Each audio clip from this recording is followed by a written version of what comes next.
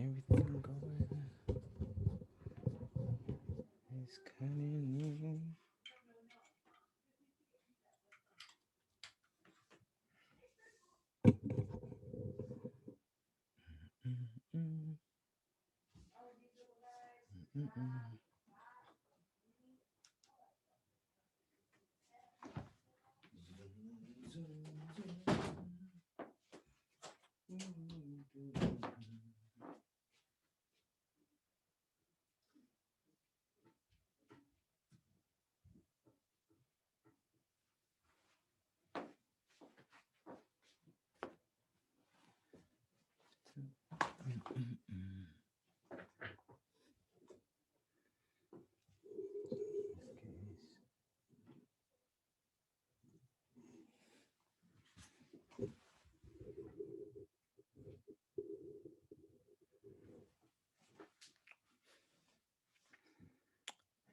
So,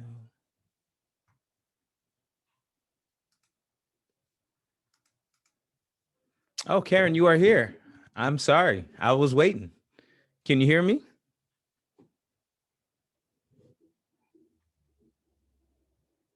Make sure my speakers are turned up.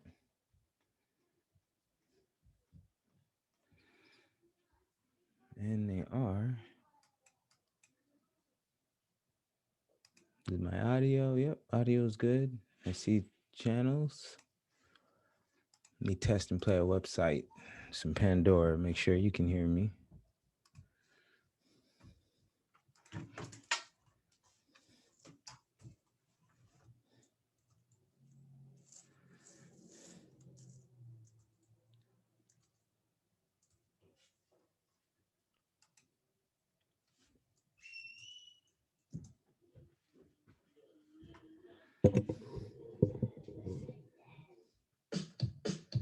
Oh, yeah. All right. Well, let's go back to the webinar. Oh, here some chats. Here's some chats going. Oh, you're talking. She can hear me. My audio test seems fine. Okay. All right. Well, if this is what we got to do, for some reason, I am not hearing you on my end. And let's see here. Let's get the show started.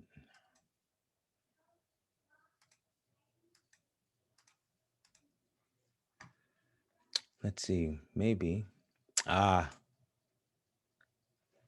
Say something now. Test. There we Test. go. Oh my goodness. Phew, I'm not crazy. You know what? I forget that when when I meet with someone on Zoom, just one person, it's never a webinar. It's just a meeting. So I don't have to go in and like allow and unmute you, if that makes sense. Oh yeah. I see. Good to know for the future. I will keep that in mind. Yeah, moving forward. This is a webinar. All right. So did you get the PDF? I did. Thank you for sending that. Okay. Now I'm going to open our presentation in Keynote instead of PowerPoint, because then I will be able to use my iPad, annotate over the screen. And let's see if my other camera will work for us today.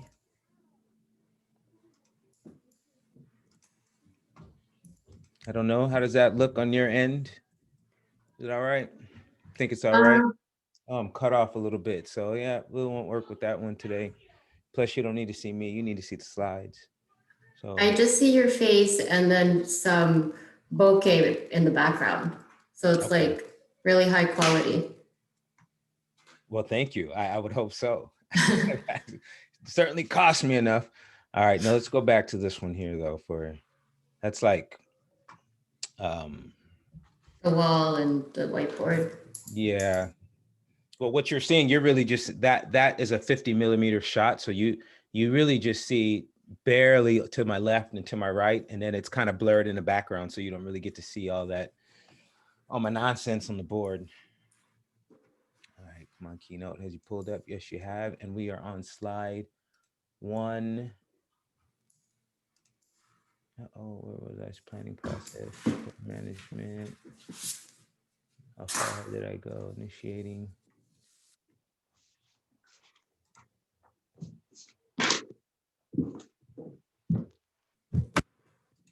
We're on project environment, slide 103. So let's go to 103 on Keynote, start the show. How's your day today? Pretty good. It's been busy at work, but it could go by faster. Yeah, busy is good. Okay. And now let's present.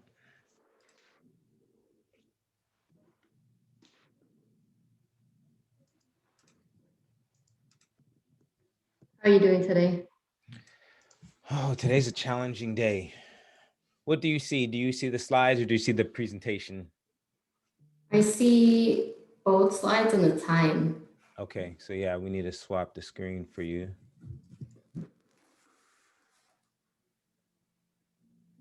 Let's do a new share. Let's share this one. Same thing? I see the slide, single slide. Okay. And that's not where we are. We are. So we are here. We are here today at the project environment. Let's turn this guy off. All right. So how'd you feel about last class? Let me check in with you. How was the pace? How was the information? How are you feeling the next day and today? Yeah, I'm feeling good about it. I don't feel too overwhelmed. I was able to absorb the information. I think it's like the first time I'm actually making sense of the knowledge areas and process groups and like why it's structured the way it is. So I'm glad about that. Okay, good, good. All right. Well, let's jump in a little bit more. Let's look at the environment. So, and all right. So factors that impact our project. So no one really calls them EEFs and OPAs at work, but these are the things that really cause us to manage projects in the way that we do, meaning the software that we have, the type of people that are around us, the tools that we're given to use. Are we co-located? Are we dispersed? What's our political environment? What's our financial environment? What's the regulatory environment? All of these things sort of influence how we manage projects and our ability to deliver in any sort of fashion. And so the two things that you're going to want to think about for this project and moving forward in your career are EEFs and OPAs. Now, enterprise environmental factors, right? The EEFs, enterprise being the entire company, not just, where you're at, but every location they have.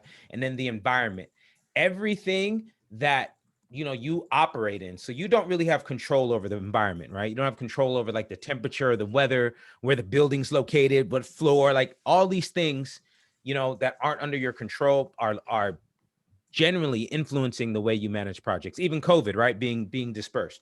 And then OPAs, your organization's ability to utilize its own assets. Now it says process assets, but think process as how we do things. So templates, policies and procedures, how we onboard contractors. And when a contractor works for us, do they have the C in their name or do they not? So it's those types of things that we use, the templates, the past project files, all of those will then sort of govern how we manage projects. All right, so let's start with EEFs.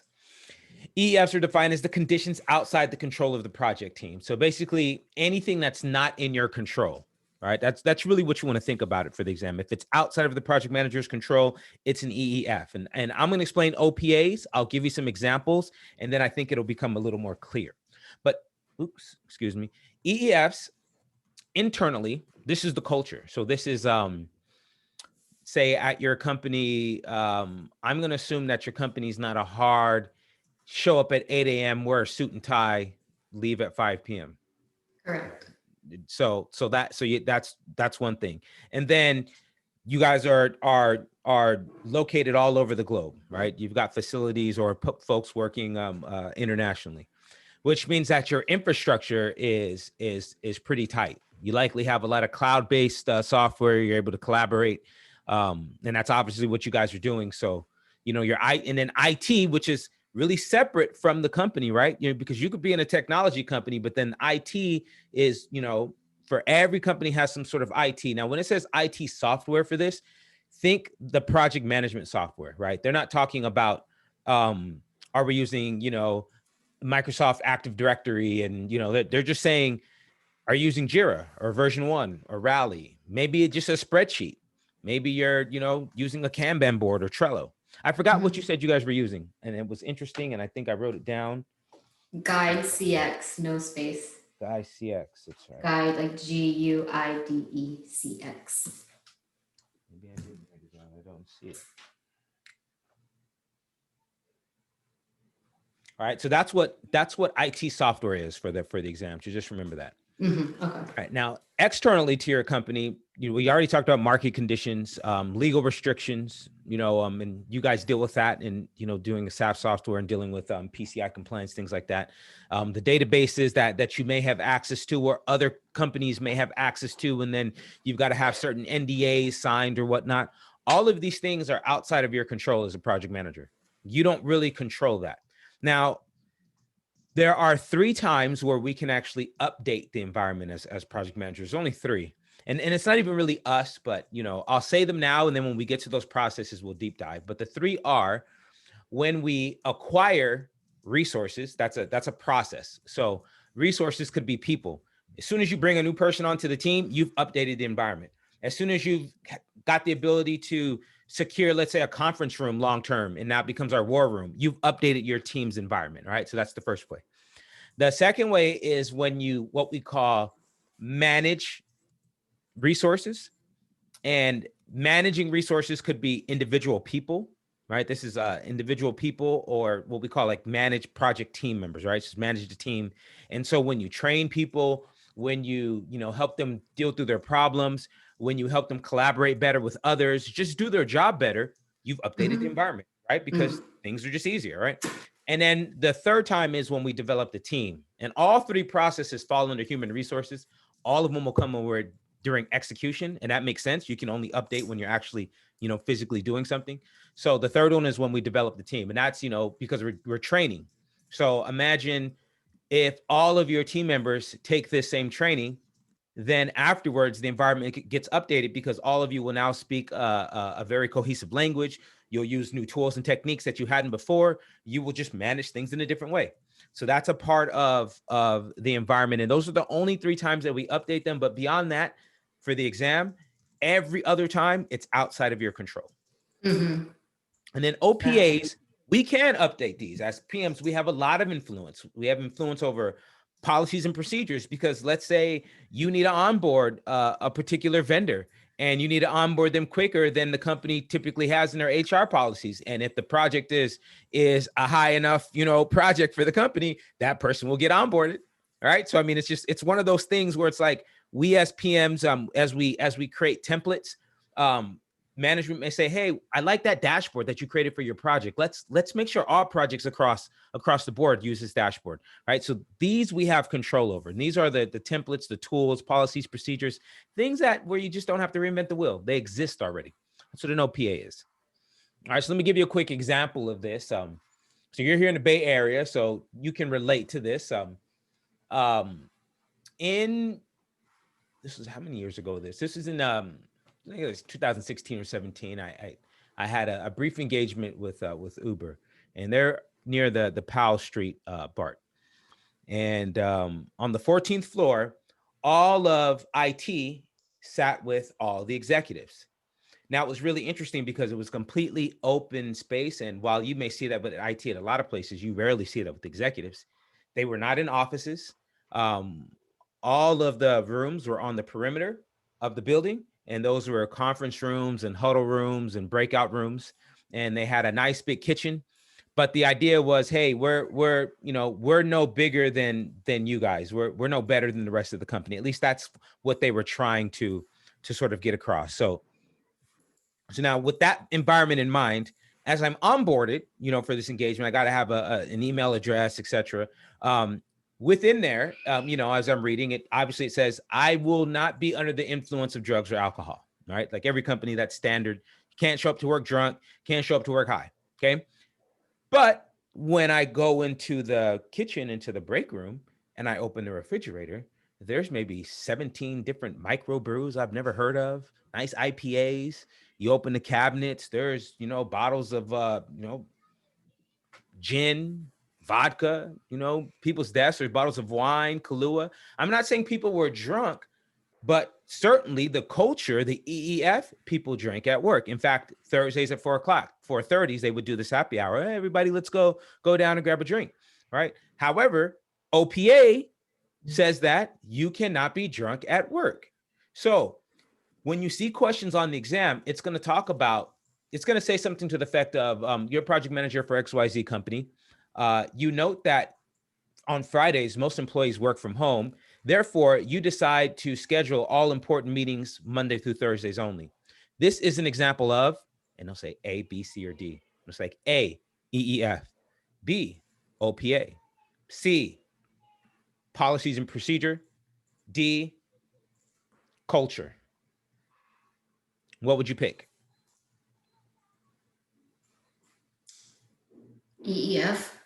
Good, good, because culture is an EEF, and you always want to pick the you know, PMI. PMI term. Yeah, see, you're gonna do fine at this. All right, this is good. That's one of the biggest hurdles in as far as the exam, because absorbing the content, like I'll teach everybody the content. It's this exam piece, and this is you're cracking the first code, which is you got to answer it in the PMI speak.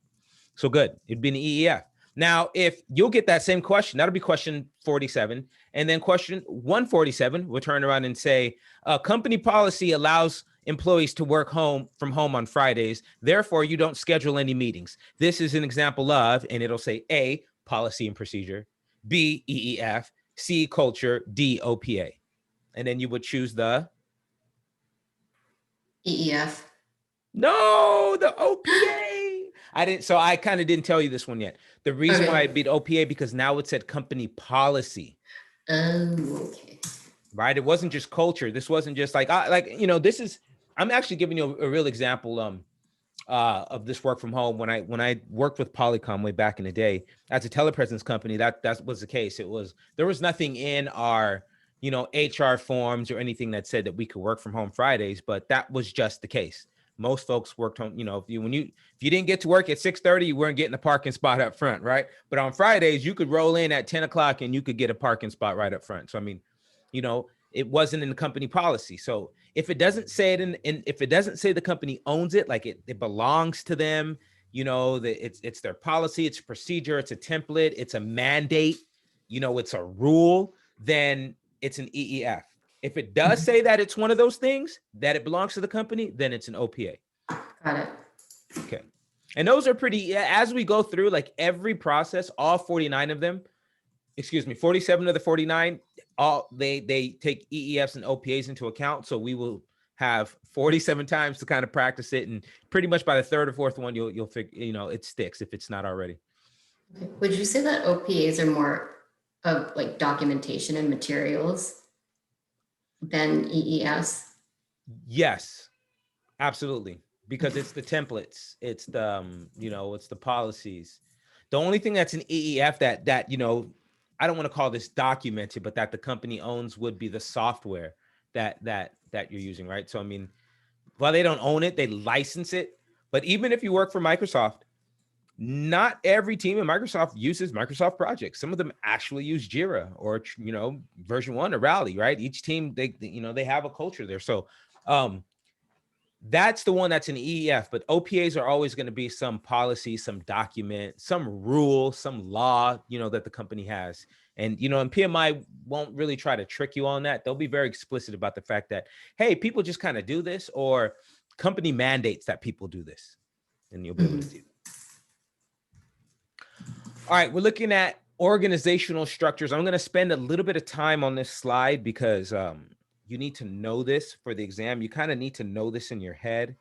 So you need to be able to see, you know, functional, and then a 3 matrix, and projectized, and then weak, balanced, and strong. Let me me start to annotate over the screen and pull my keynote up here.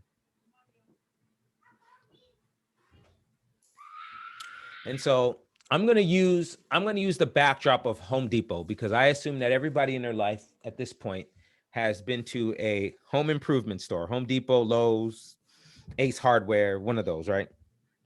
Mhm. Okay. So we have three types of organizations. We have functional organizations, we have matrix organizations, and then we have projectized organizations. Okay. And then in each of those organization types, you have the role of the PM, right? If they're part-time or full-time, you have the level of authority that they have. You have, their authority over resources, how their work is done, who manages the budget, which is a big part. And then, are they full or are they part-time? Okay. So Home Depot has projects. When you go to Home Depot, it's not a projectized organization. They are a very functional organization, right? They are centralized. When you go into the store, there's no projects going on. They have operations, right? They have people that are checking you out, people that are helping you out in the different aisles, what you need. But that's what you get when you go into any store like that, any grocery store, any retail store, right? All right, so when you go to Home Depot, when's the last time you've been to a home improvement store? Like a couple of weeks ago. Okay, what'd you see in the parking lot? Shopping carts. Okay, it might be a little early. Dead. It might be a little early. Maybe the one you went to didn't have like a pumpkin patch in the parking lot. Yeah. Oh, they Mhm. did? Okay. All right. And if you were to return back to that store in a month, what do you think you'd see in the parking lot? Um, trees. Christmas trees, right? So if you went there in the summer, it'd be full of barbecues, Mhm. barbecue grills. And if you went there in the springtime, they'd have all the plants out in there, right? Now, these are bona fide projects for these stores, right? Especially when they do the lights, because then the trees, because they usually have to have fencing. So they have to rent fencing, which means they have to get a permit from the city because they're going to be blocking off some of the parking. And then they're probably going to rent lights. So they're going to go United Rentals. So they're going to have to go and hire third-party resources. So they're bona fide projects for these companies, right? So now, I'm going to use Home Depot in this context of we are now doing a project, right? And so now, if I'm in a functional, centralized Home Depot, I am probably the department supervisor of outside garden. Okay, department supervisor outside garden, and I'm not a project manager at all. I'm just a PM when I'm needed. Part-time, right? It's not in my role anywhere. I'm just a PM when I'm needed. Now, my level of authority is very limited. I can't really make any decisions about this project. I've been handed a scheme, right? A little schematic from the company that tells me where I need to move the cantilevers and place the merchandise, and how I need to set up my fencing outside, where the blight should be. I have sort of guidelines. I must follow that. Right? I don't really have authority over the resources. Whoever's on the schedule, we do it 2 to 3 weeks in advance. So, I can go to the assistant manager, maybe borrow a person from paint and from lumber, maybe from hardware. But for the most part, I have no authority over who the resources are going to be for my project. Okay. Then how the work is done, it's arranged by groups, meaning I'm an outside garden, and there's there's lumber, there's hardware, there's paint, there's flooring, there's baths. So work is broken out by groups, right? Now, I have no control over this budget. The functional manager owns the budget, meaning either my assistant manager or my store manager knows how much money was spent, but I don't really know anything about that. And I, maybe have part-time staff, maybe someone from the back office is helping me keep track of how many hours are borrowed from other departments. So that way, at the end of the night, if the sales are lower in those departments, they say, oh, we didn't have somebody, helping customers and upselling them, whatever, something like that. All right. So that's your centralized. That's kind of how projects happen at companies where, they don't really do projects. They just do operations. Now I'm going to jump all the way to the other end of the spectrum in a projectized organization. So these are typically your construction companies. That's all they do is projects. Projectized organizations, it's sort of like we're going to do this job, and when we're done, we're going to disband the team, and then we're going to go find another project. We're going to secure that bid. We're going to win it, and then we're going to hire a bunch of people. We're going to do that project, and then we're going to disband, and we're going to keep doing it over and over again. All right, that's your project-oriented organizations. So now if I'm that, so let's say at Home Depot now, let's say I'm the project manager for Home Depot. In this sense, maybe I work for corporate back in Atlanta, and now I manage the new build outs of stores. So in this sense, I'm a full-time PM. That's all that I do is I manage projects. I have almost total authority. I get to call up that store manager and say, hey, we are showing up to your store on October 10th, and we're going to put a bunch of pumpkins and stacks of hay out there. And then as soon as Halloween comes on the 31st, we're going to clean that down, and we're going to wait for 2 weeks. And then we're going to start, before Thanksgiving even comes, we're going to have Christmas trees out there, right? Because every year it's pushing it back earlier. We need increased sales. I get to say something like that. I have authority over the resources. I can call up that store manager and say, hey, does Karen still work with you? She does? Okay, she did great work last year. Make sure she's going to be on the schedule. We want to make sure that she's going to be involved in this project. Work is grouped by project, right? Depends on what we're doing. Are we doing a store reset? Are we doing an upgrade? Are we doing a build out? I manage the budget as the project manager. I make sure that everything is allocated, and I've got to manage it to the T. And I'm a full-time PM. That's what I do.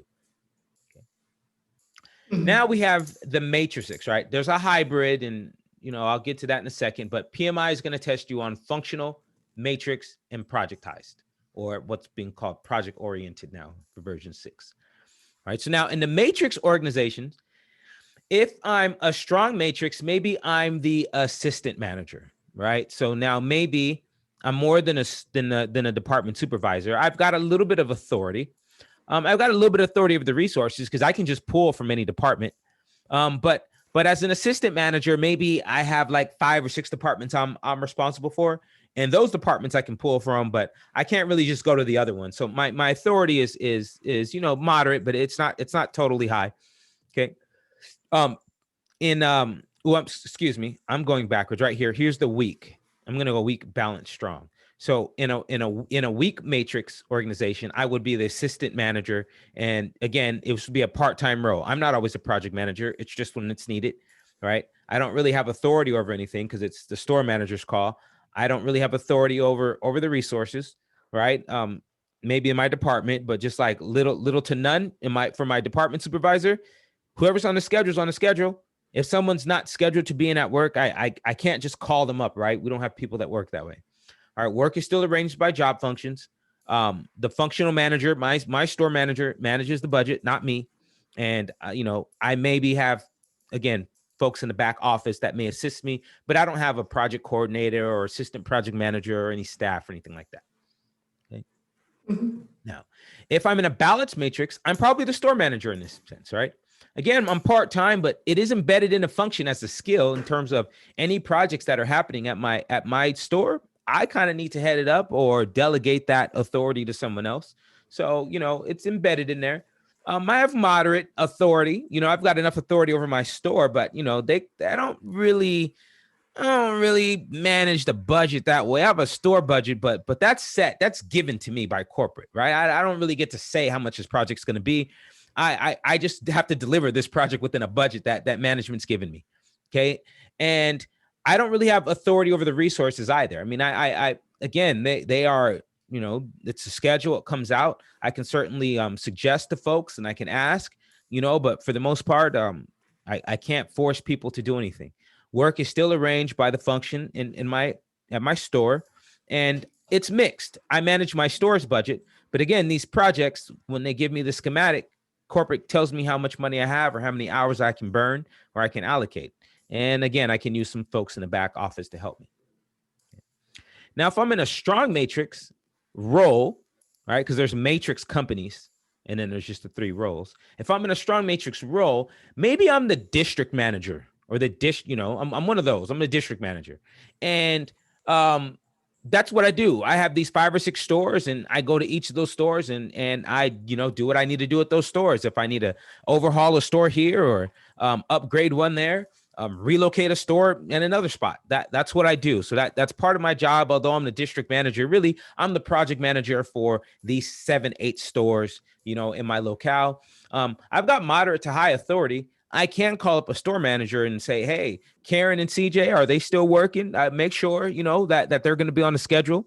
I have enough authority to do that, with the resources as well. Work group, it depends. If it's by job function with the project manager as a function, meaning as the district manager, I do get to go and say, okay, you know what? Rather than pulling someone from lumber and hardware and paint, I'm going to go to each store. And if I have 7 stores, I'm going to pull each of you from outside garden from those other stores, and I'm going to bring you to this store, and we're just going to rotate through all the stores, and we're going to get it done. I have that kind of authority. I can do that. I manage the budget. Depending on which store and the historical sales and the demographics of the area, I'll determine how much money we'll allocate, to put out lights, and how many pumpkins we're going to put, and, how much hay stacks we're going to put at one store versus the next.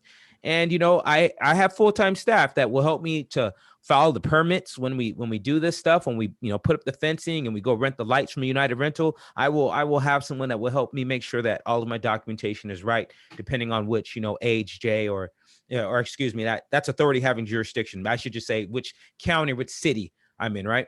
And so that's the matrix organization. So really for PMI, they're going to give you questions that are going to ask you. They're going to say you're a project manager and you have a moderate level of authority.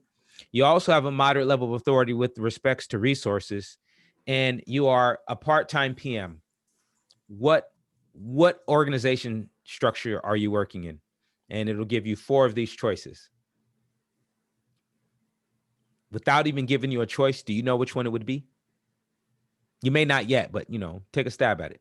So you have moderate authority, you have moderate authority with resources, and you are a part-time PM.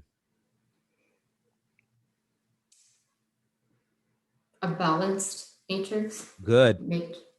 Good. Because then they'll turn around and say, you're a PM with moderate authority and also moderate authority with respects to resources, but you are a full-time PM. Now what are you? Matrix strong. In a strong matrix. Yep. So that's what you got to look at. They're not going to describe it in them. They're going to just you'll get a description, at least in your head when you're reading it, hopefully similar to what I've described to you in terms of your authority level and your ability to do things. But they're going to go out of their way to make sure that they don't use, any terms that are going to give you any clues, right?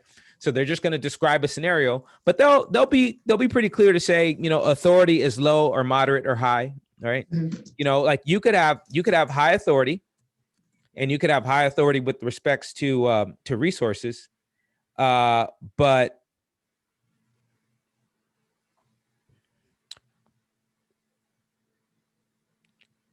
let's see. No, that's the same. So they would say something like, you have high authority and you have total authority over resources. Now, which one are you? Project oriented. Good. So you can see how this is, it's not that difficult to do. You just got to kind of remember this chart in your head. And so that's why I like to use these here. Let me get those. I like to kind of break it down this way so that you can look at it like this. You can see, that they're going to ask you about either a functional, a matrix, or a projectized. Now, I don't want you to ignore hybrid, but they don't ask questions about hybrid because it's all mixed, right? You can't ask a multiple choice question for something that's mixed. All right. Mm-hmm. But now I should say this, I should do this, right?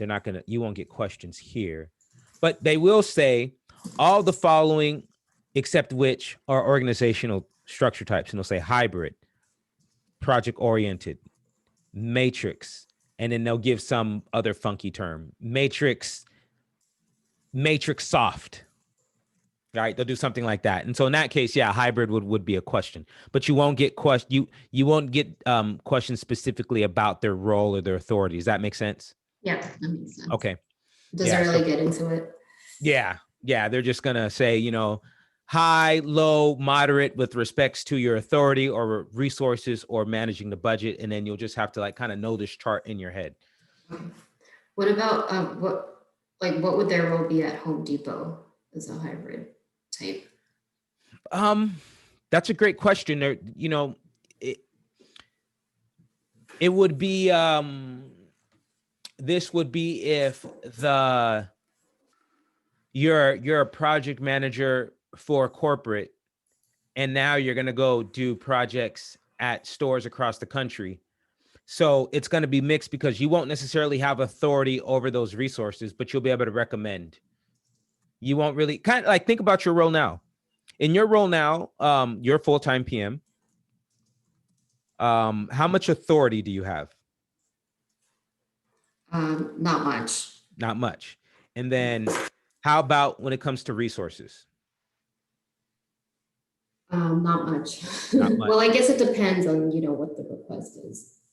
Like And what then project and I'm then do you working on. manage the budget? Not when it comes to like monetary. So that is the majority. I wouldn't say the majority, but over 50%. So I guess that is the majority of PMs. Yeah, they don't really manage the budget. We track to the budget. They don't really manage resources. We request resources, and they don't really have authority because none of those people report to them. So in theory, the style of project management that you're operating in is actually the most difficult because you have to have the highest level of leadership skills. You're leading without authority. So recognize that as well in your role at the moment, that you're actually developing skills at as you move up. Work will become easier to you because you'll start to have roles where people do report to you. And since you've learned how to lead without power, you won't even need your power to sort of, influence people. You'll be able to influence them, using some of the techniques that you'll see later on in this course, but really just being yourself and helping people be the best versions of themselves and like removing roadblocks for people.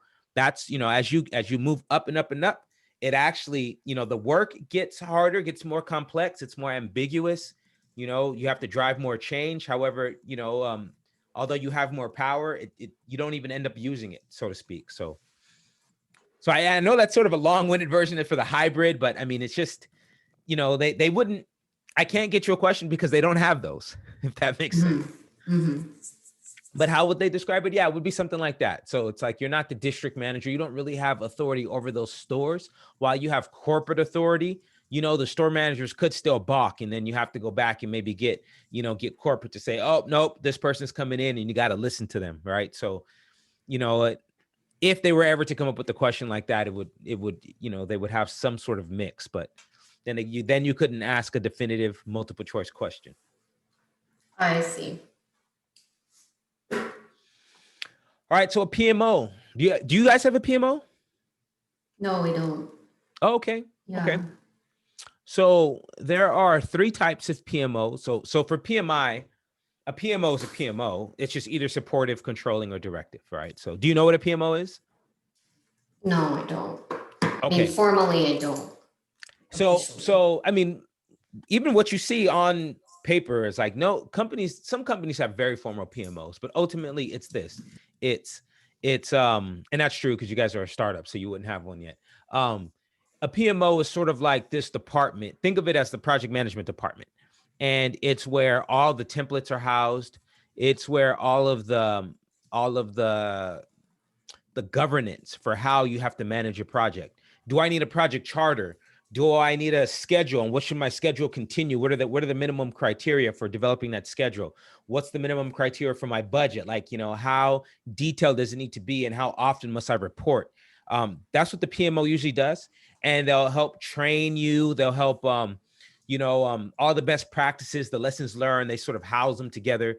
And, the PMO is sort of like the place that, while you're managing a project and you may answer to that customer, that sponsor or VP, senior manager, et cetera.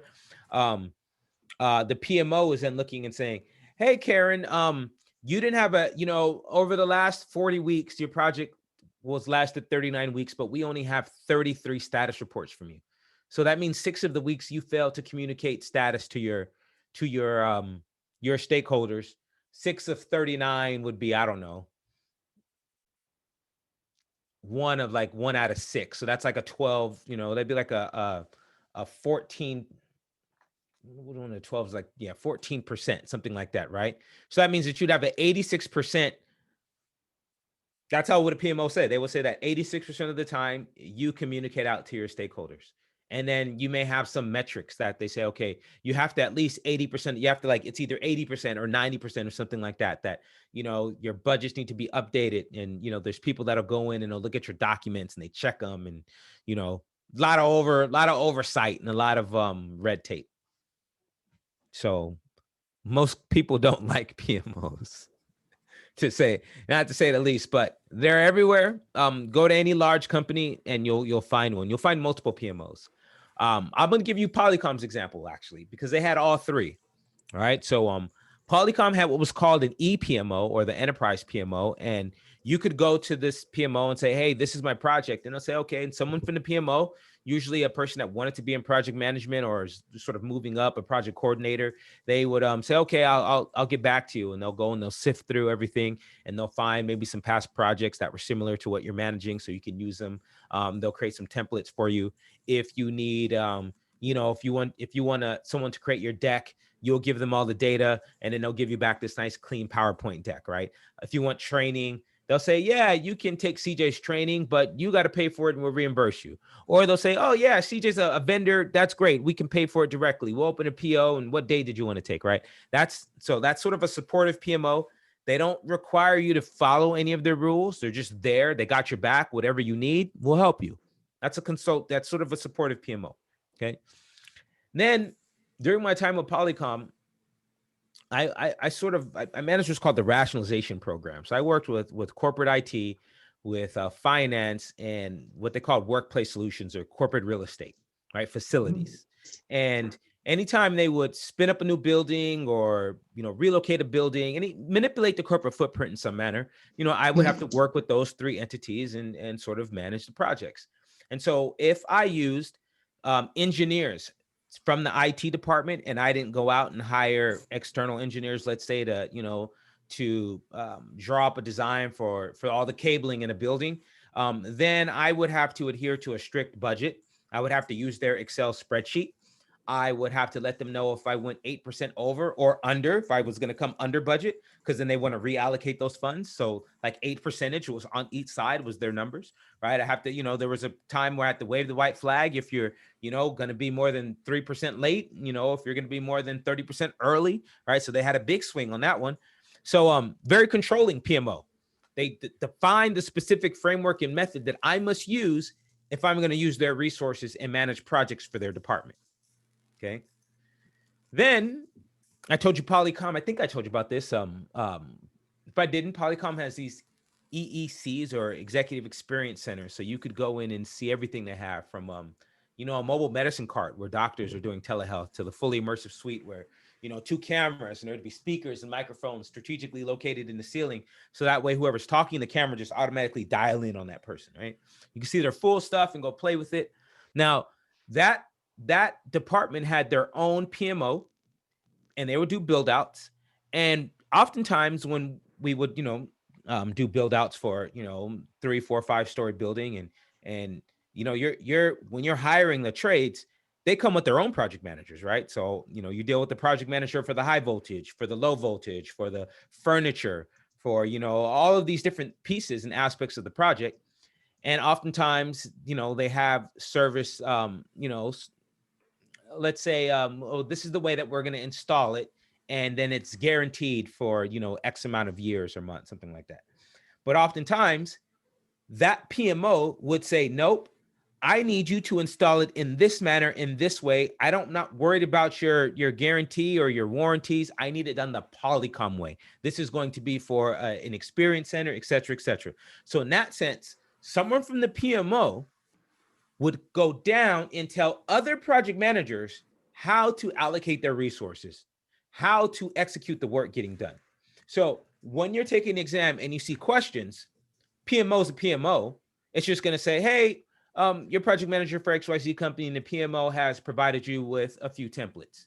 What kind of PMO is that? I'm going to say A, B, or C. supportive, controlling, directive, and they'll throw something weird in there. Cool, a cool PMO. I don't know. All right. And so you have to know, okay, nowhere in the question did it say that I had to adhere to anything.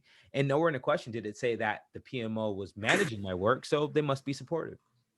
Or turn around and ask you a question that you work for ABC company and the PMO has certain templates that you must follow. Okay. I must do something. You're controlling me, or they'll turn around and say that, someone from the PMO has, has galvanized the troops, have started moving resources, or has told you how, has reworked the order of your workflow. Oh, someone's coming in and they're controlling my project. They're doing the work. Okay, they're controlling me. So you just when you're taking an exam, you just got to ask yourself, what are they doing? Are they forcing me to do something? Are you controlling my work? Are you doing it for me? Are you directing me? Or are you just simply, you got my back? If I need something, you're there to help me. You're supporting me. Does that make sense? That does make sense. Most companies, all right, so as your company grows, and depending on the different venture capitalists that will come in, and because they don't just infuse money, right? They'll bring business practices, they'll bring management techniques. And so depending on which firm gets a hold of you all, and as you all grow, and who comes in, right? Even yourself, even after taking this class, you're going to have some things and you're going to bring it back to the organization, and it's going to help, and they're going to recognize that, oh, we should be doing this in other areas. And over the years, right, this doesn't just happen, in 1 year, but over time, what will happen is you'll start to say, okay, we need to make sure that we have best practices, because this is how it needs to be done across all departments. This is how engineering and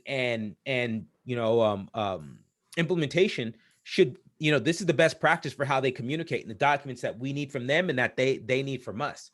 And as you start to do that, and you create a system in the housing, and then you start to create that almost that PMO feel, and it's either going to be supportive. Here's what you need in order for best practices. It's going to be controlling. No, you have to do it this way because our customers, we have a warranty or a guarantee. And if we don't do it this way, then we're going to lose a lot of money. Or it's going to be directive. You're going to go in and start looking at other people's projects and saying, this is not going right here. You need to do this X, Y, and Z. Right. So that's something that likely will, that's very, very real. And that could likely happen to you if you stay with this company. And depending on sort of what happens over time in the next 3 to 4 years, that is a very real scenario, whether, you end up being that person or not, that's likely to happen. So that's the PMO. Now, here's the roles that project managers play within organizations. You saw earlier that we had a slide where it was like portfolio management, program management, project management. And then I tried to use the venture capitalist example, and that was all bad. We went back, right? So it's the same thing here.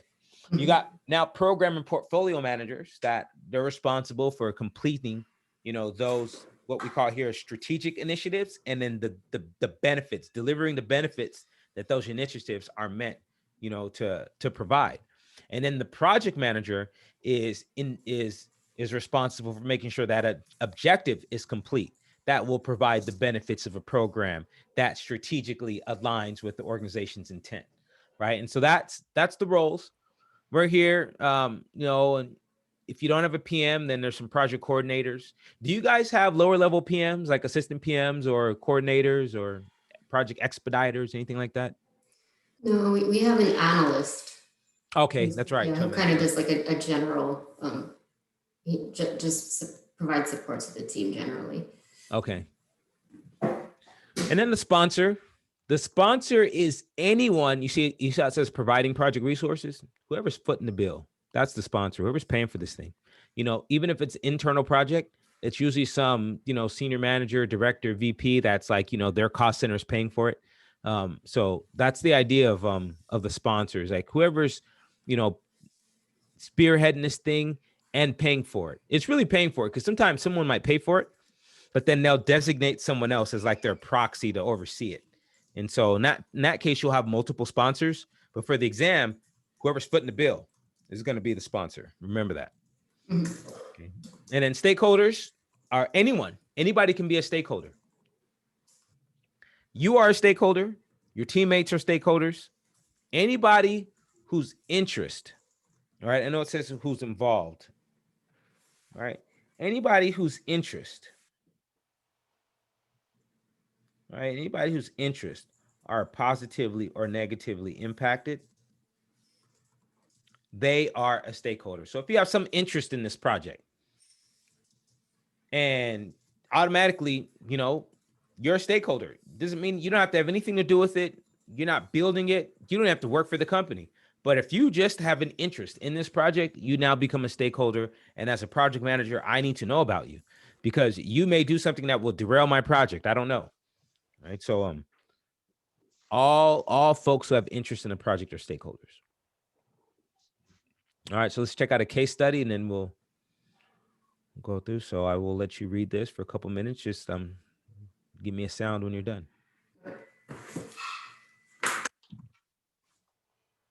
And I'll be back. Get some water.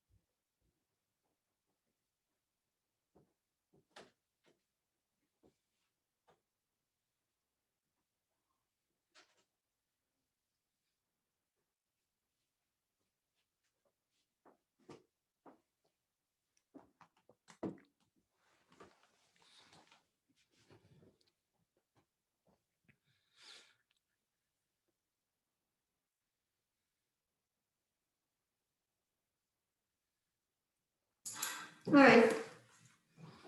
Okay. So the org structure does Alliance operate with?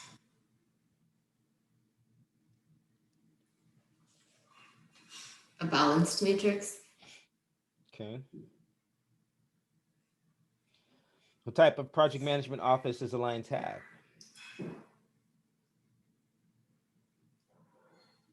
Supportive. Why supportive? Because as he logged in, he saw a bunch of templates and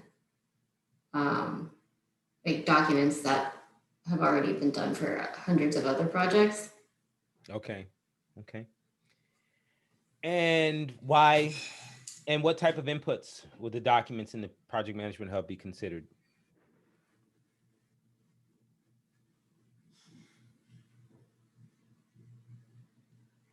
What type of inputs? So, okay. OPA. Okay. Why OPA?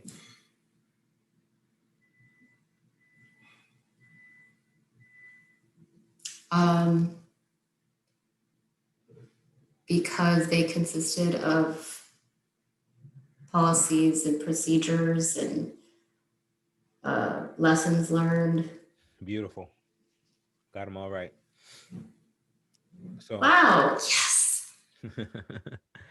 now, the one thing I will want you to do in the future though is as you answer these questions, because we just answered all three in 65 seconds.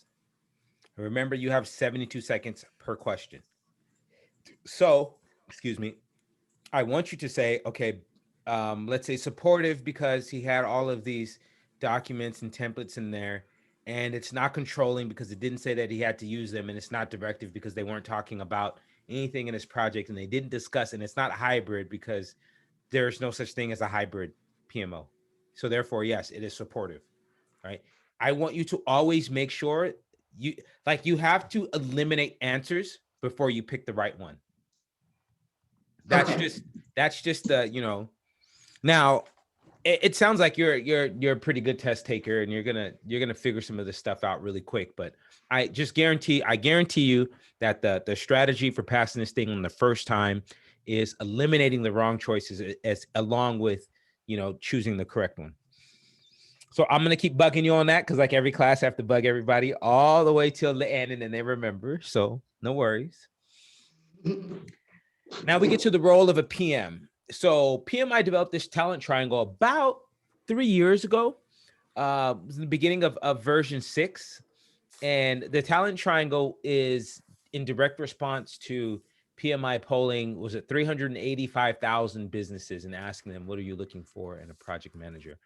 And the 3 areas were, hey, technical project management, not technical like I know cloud software, but technical in the fact that I know how to set up a project plan and develop a schedule. I know how to identify risk and document those when they turn into issues. So that's the kind of idea of technical project management. And then leadership. Interestingly enough, they want a project manager who's going to tell them no and tell them when they're wrong, but that's not true. Management doesn't want us to say, you want this done in 3 weeks, but yeah, we're probably going to fail, 60% failure if we try to get it done that fast. Why don't we do it in 9? Oh, that's unacceptable. We got to get it done now. Okay. So we just kind of do what they do. But supposedly they want us to problem solve. They want us to, not just guide and motivate the team, right? I know the slide, that's what my slide is telling you, but when you read the responses, they're really saying that they want project managers to push back and tell them, what is the best move for the business, right? And then the third thing is strategic business management. And that's the idea that as a PM these days, you got to know HR law, you need to know a little bit of legal, you got to know some finance, right? You can't just come in and be sort of a regular PM. So as you get this credential, and if you stay with let me just say this. What happens to the majority of people who get this credentials, they get the credential and then they later on end up leaving their company because, someone moves them away. And if that's the case for you, just understand that if you have this credential, they're going to expect that you have these 3 aspects. So a part of the PDU system with PMI is actually a good idea because it will, since it forces you to go watch these webinars to do some education, you get to go and figure out which areas you're lacking the most, and then you just go and you shore those skills up. So you Nice. don't get a whole lot of questions about this on the exam. They may just say, what are the core competencies? And then you have 4 choices. So they'll give you these 3 and give you one dummy one. And usually those questions are worded as all of the following except which. Okay. All the following except which are the project manager's core competencies. And that's why it's a reading comprehension exam, because instead of them just saying which one doesn't fit, they have this funny language, all of the following except which. So just, keep that in mind when you're reading those questions, and that's how you would see this. Okay. Okay, so leadership styles. Now for the exam, you don't really get questions about a leadership style per se. You may see 1 or 2 where they describe one and then ask you what it is, but for the most part, you'll see these types of questions in context of resources, of managing resources and developing the team. So I'll talk about it in that manner when we get to those processes. But for now, these are the leadership types that PMI has identified. And for the most part, this is kind of what you can do in any scenario. And even just being a regular manager, not a project manager, you can sort of be the hands off, and you really just allow the team to do their thing, and you consult with them when needed. Most sort of let's say like assembly line, I work in a plant, or stuff like that. Most of that management is transactional. It's punch in, do your job. If you have issues, go talk, we document, but it's just based on the work that you've done. And then if anything that's out the ordinary, then we'll figure it out. That's how those managers are. There's the servant leaders. You being in a startup, you may have this. You may have people wearing a lot of hats. You may have a I don't know how your CEO is, but being that you guys have a small team, there's usually, someone that's going to be there that is just making sure that everybody has what they need. All the roadblocks are removed. You have the best tools. You can be the best version of yourself. Um, that's the Scrum Master sort of motto. If you were to ever go and pursue a Scrum Master cert or an Agile cert, it's all about servant leadership and sort of making people better. So that's that style. And then also what you see at startups are transformational leaders because they found something new and they're able to articulate it and they're able to, inspire people to like get on board and they're able to encourage other people and people want to like, yeah, I want to be a part of this. And I can really see that this is going to be good and we're doing great work. And yeah, this is cool. That's those kind of leaders. You've got the is it Richard Branson, if I'm saying his name right? The charismatic, sort of like, lots of energy, look good. If I just talk like I really feel like this, you'll believe it. We got a lot of leaders like that. And then you've got but most of us are this. Most of us have combinations. It just depends. It depends on who we're dealing with in the project and at the time. We've got to be a combination of the three. Right. So those are the leadership styles that you'll see throughout the exam. And now we'll talk about project integration. So this is one of the knowledge areas, and this is the glue to the project I told you about. This is sort of like it's heavy on the PM. This is what the PM does. It brings everything together. And, it's all about you navigating this goal that, you've embarked out on along the way that you don't know the roadmap, sort of, the destination, where you're at. You just don't know if you need to go in a straight line, if you need to make a couple lefts and a right, or you're going to go squiggly. And so along the way, you figure it out. That's like really what we do as PMs, right? And so, all of these changing environments and everything, the integration management is what holds it together because you start with developing a charter that has the high level scope, schedule, and budget. It has like the definition of done, why we're even doing this, and it's tied back to the organization's strategy. Then you develop a project management plan to achieve that strategy. Then you go and you direct and manage a team to produce deliverables according to the plan, and then you manage project knowledge along the way that you gain. Then you monitor and control how the team's producing work based on that project management plan that you created to meet the goals in the charter. And you'll perform integrated change control to make sure that anything that's causing us to change our course or the scope or the time or the schedule, or the budget, that we're tying it back in, so that way now as we're directing the team, it results that new plan to now achieve the same goal. And then you go and you close out the project. That is the glue to all of them. That's the glue to the project management. And so that's how integration is looked at. And again, it is the only knowledge area that spans all 5 process groups. So keep that in your back pocket. That'll likely be an exam question. Which of the following knowledge areas are found in all 5 process groups or span all 5 process groups, right? You'll see something like that. Mhm. Okay, then tailoring. Tailoring is a term from PMI that gets lost by a lot of people, but this is why you'll I don't know how much you've heard about the PMP. You'll hear some people say, oh, it's overkill, we don't really need to do this much on our projects. Have you heard that before? Yeah, or Okay. I've read some stuff. Yeah, like it's just bits and pieces that you'll That's use in your because real job. those folks didn't understand that PMI says tailor. You're not building a rocket ship. You're doing an implementation.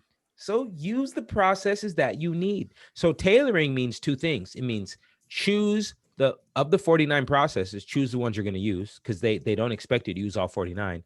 And of those processes that you choose to use, determine how detailed or how high level you're going to be with those processes.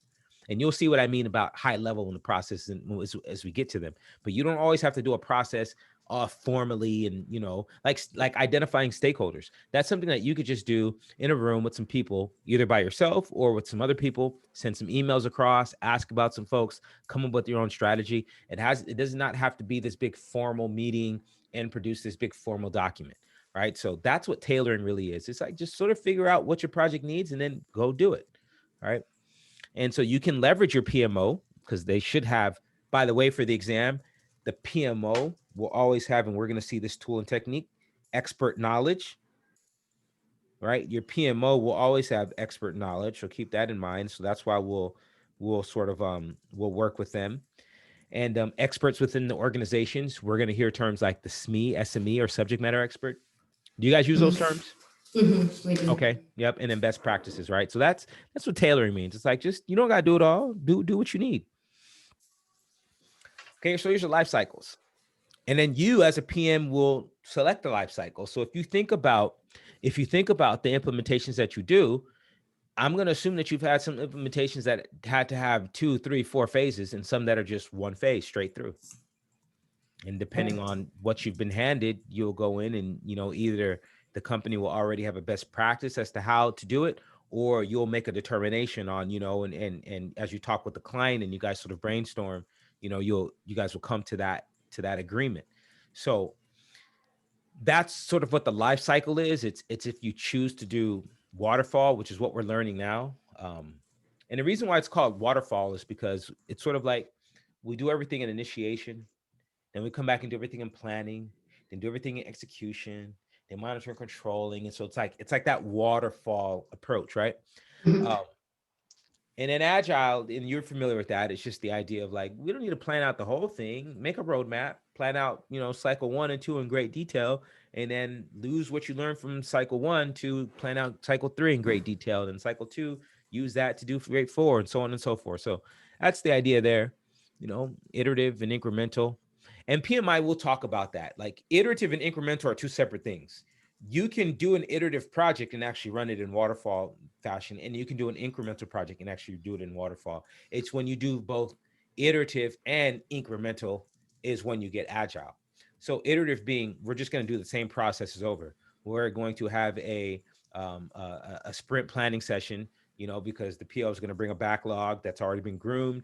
We're going to choose our sprint. We're going to have our sprint goal. We're going to go do our sprints. We're going to have our daily scrum every day. At the end, we're going to have a sprint. We're going to have a demo. We're going to show what we've done.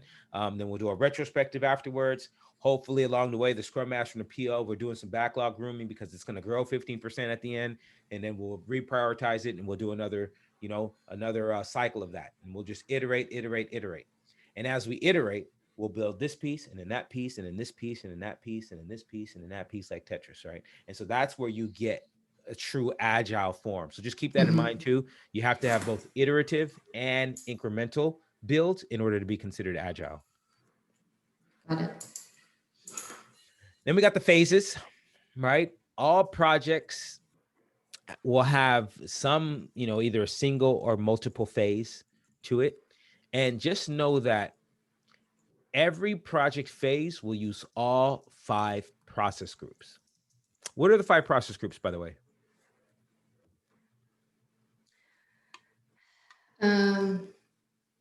Initiate, plan, execute, managing and control, and close.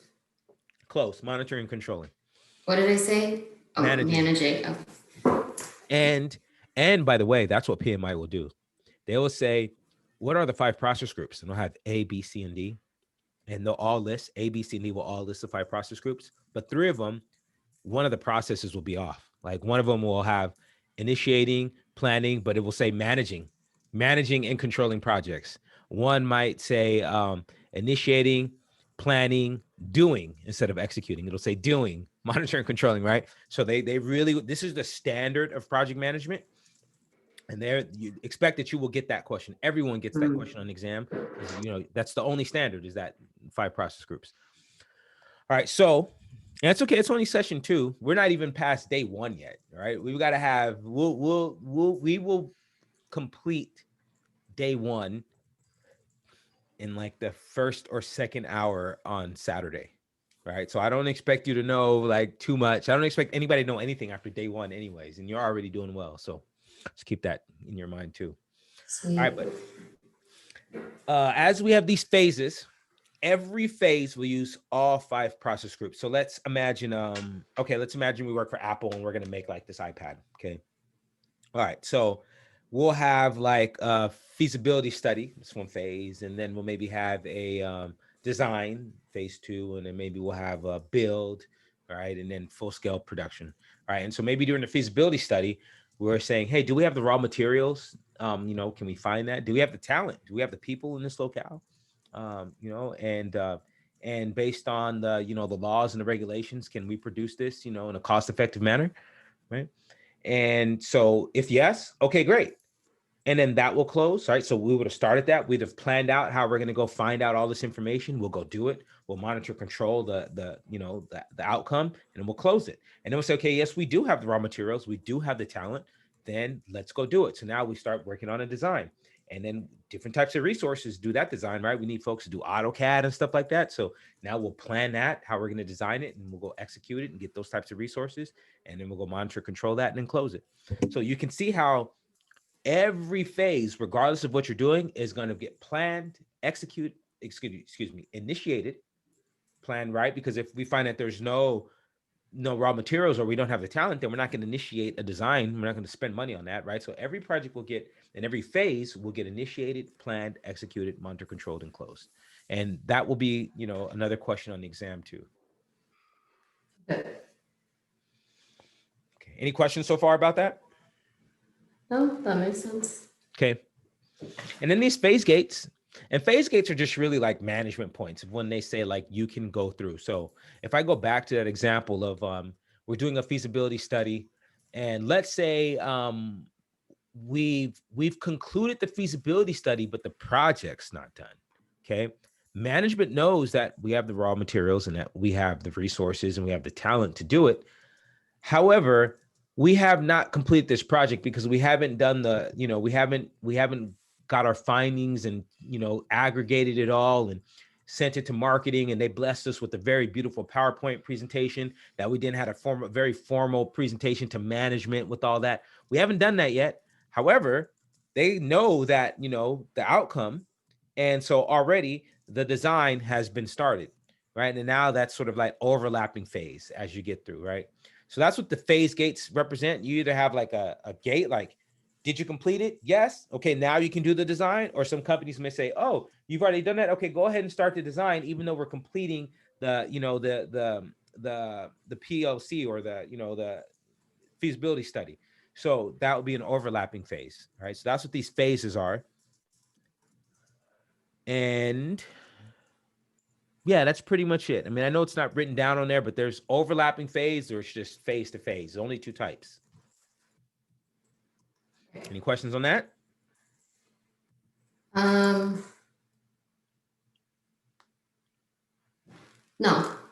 Okay. Okay, well, if something comes up, feel free. Next case study. What was the what were the two phase gates called, or overlap? And You have overlapping phases. You have to finish to start. It is called a, oh my gosh.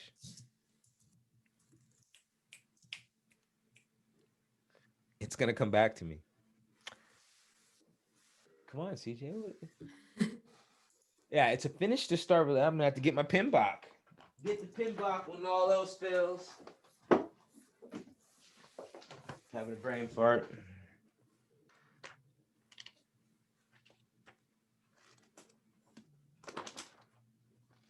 Okay.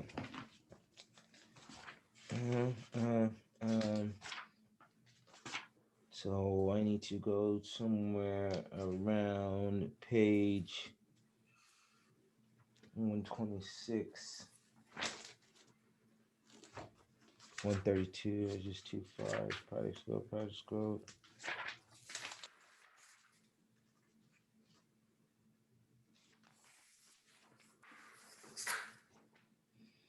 Okay, I don't want to hold you up here. I think I just found it. Because why am I having a office management environment? OPA, let's go to that.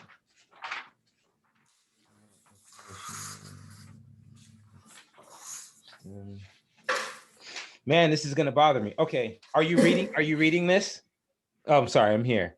As you read the case study, I'm going to find this for you. Okay. Here we go.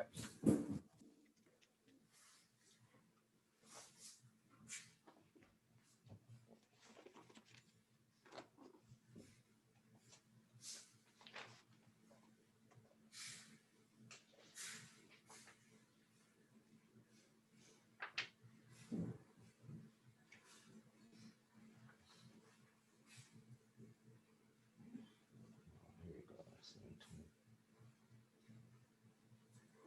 13, project.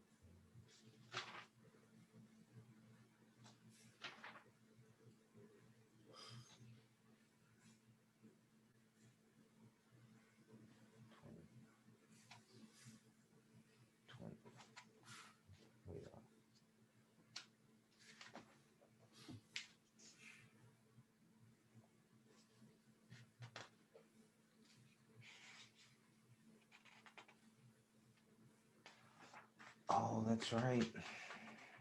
You took it out for version 6.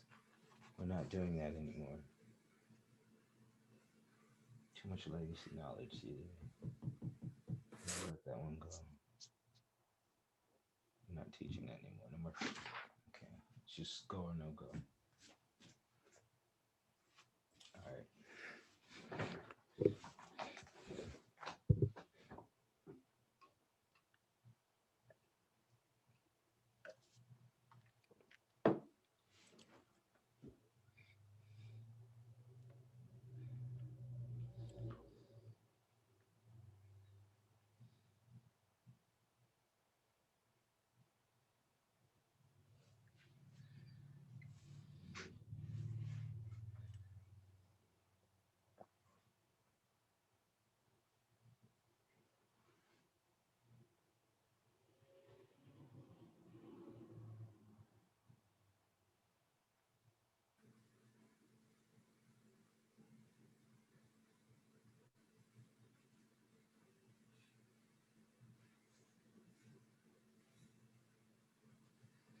Okay. All right. So by the way, yeah, you don't have to know. You don't need to note that anymore for version 6. They took it out. They Oh, took out the okay. names of the phases and they stuck with just the go or no go decisions or the phase gate.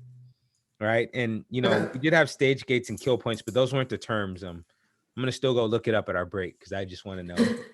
But yeah, it's just a go or no go decision. I guess every time we update the PMBOK, it is from us as PMs, like in the community, we submit this information.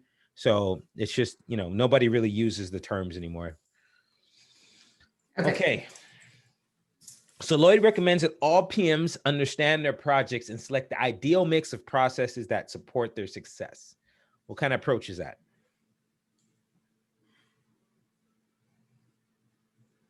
Tailoring. Okay. Okay, and then after the meeting, John is advised by a younger PM that the very best way to speed up an early phase of a project is to skip the monitoring controlling process group. Would you support John in following that advice?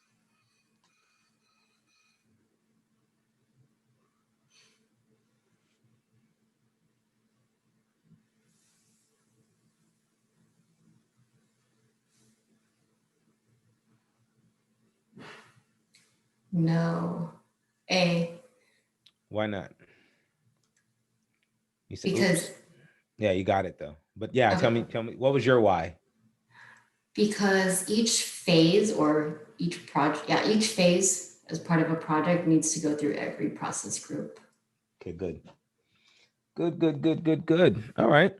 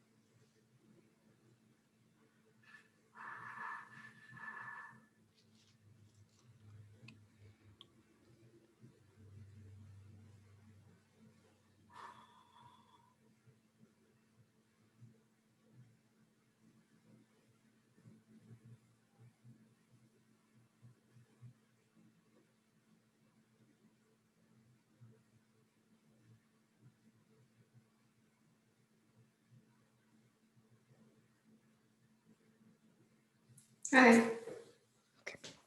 So this is like the amount of text that you read in these case studies are definitely 2, sometimes 3 questions, right? But just so you have an idea of like the amount of text that you would be reading for each question, this is, half of it.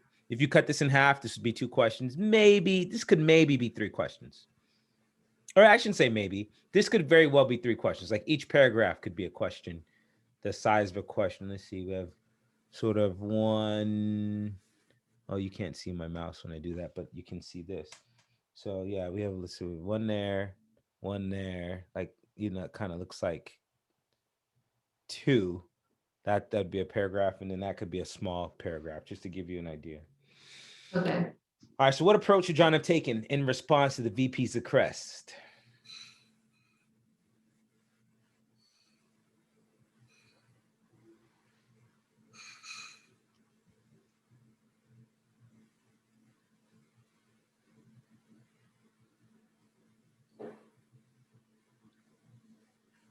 C. Good. And in explaining the necessity and value of project initiation, what 2 documents would you explain will be created during the initiating process group?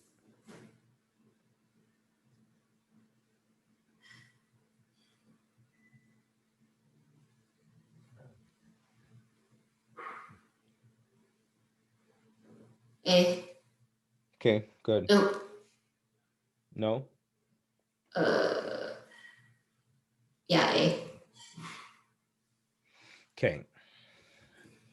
So, and eventually, I want you to, by the end of our time together, I am going to get Karen to look at these and see: accept direction, refuse and ask to be removed, explain necessity of the charter, report the VP to the local PMI.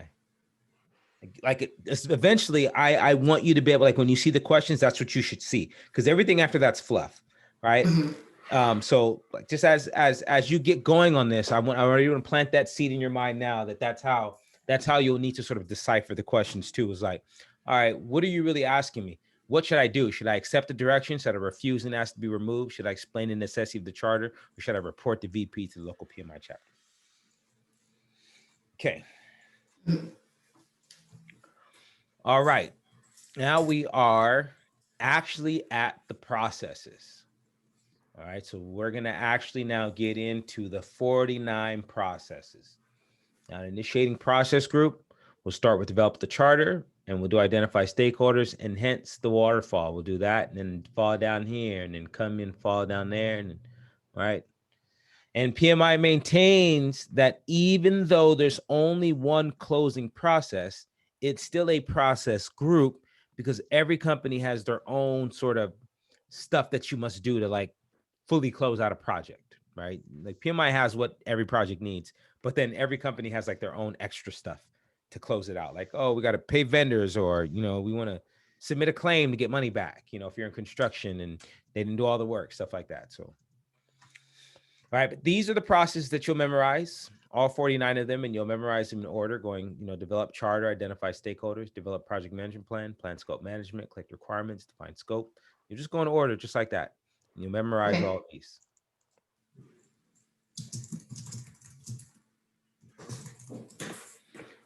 All right, so the objective of initiating a project, it's all about being able to say, what are we going to do? That's the project scope. And what is it going to solve? Or what is it going to provide us? That's the objective.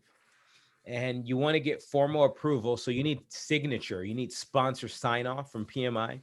So like when you start a project, do you get sign off from anybody to start a project? Yeah. Okay. Who do you get sign off from? When I get assigned the Salesforce opportunity. Okay. Yeah. Yep. That's your charter. That is exactly your charter right there. All right. So, and I'm going to assume that in the Salesforce opportunity, there's enough client information, enough background information about the project. Yeah, but we still have like an internal knowledge share. Good. Okay. So yeah, that's your company's version of a charter. Even though you guys don't call it a project charter, That's PMI. That's a charter. Remember, a charter doesn't have to be, nothing for PMI needs to be very detailed or formal. If you're doing it, you're doing it. You just didn't have a term for it. Now you do. You're chartering your project, and it gets chartered through opportunities in Salesforce. Okay, let me go back here.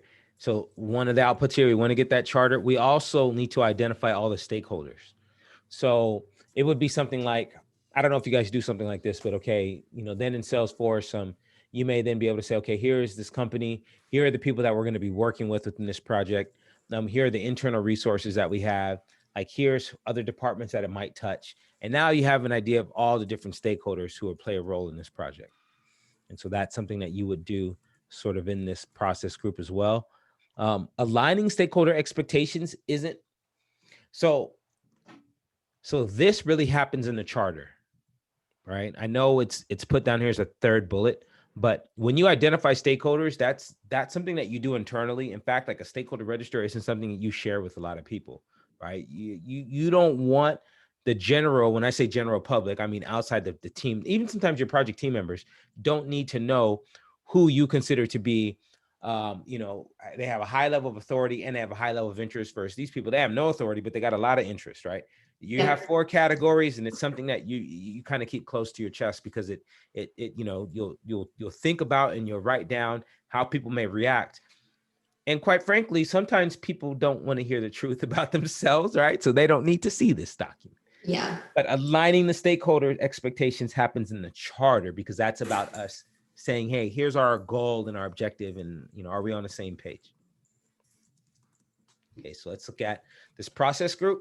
We just talked about what the objectives were and the points of focus. All right, so we're going to look at developing the charter. And in this particular one, it's part of the integration knowledge management area. All right, and so it's all about being the glue to the project. So the charter is the first thing, because it's going to say what the objective is, how it matches up to the organization's strategic intent, and what the definition of done is going to be. All right, first process. So the charter is the foundational document, right? I keep saying it links back to the strategic intent of the organization, and it has the high level details. Now, when you take the exam, the only time you're going to see the word high level, I want you to, I don't know if you have the ability to annotate or highlight on your PDF, but I want you to note that anytime you see the word high level, we are talking about the charter. We're talking about the initiating process group, specifically the charter. Nowhere else on the exam is high level used. When you're planning, you get detailed.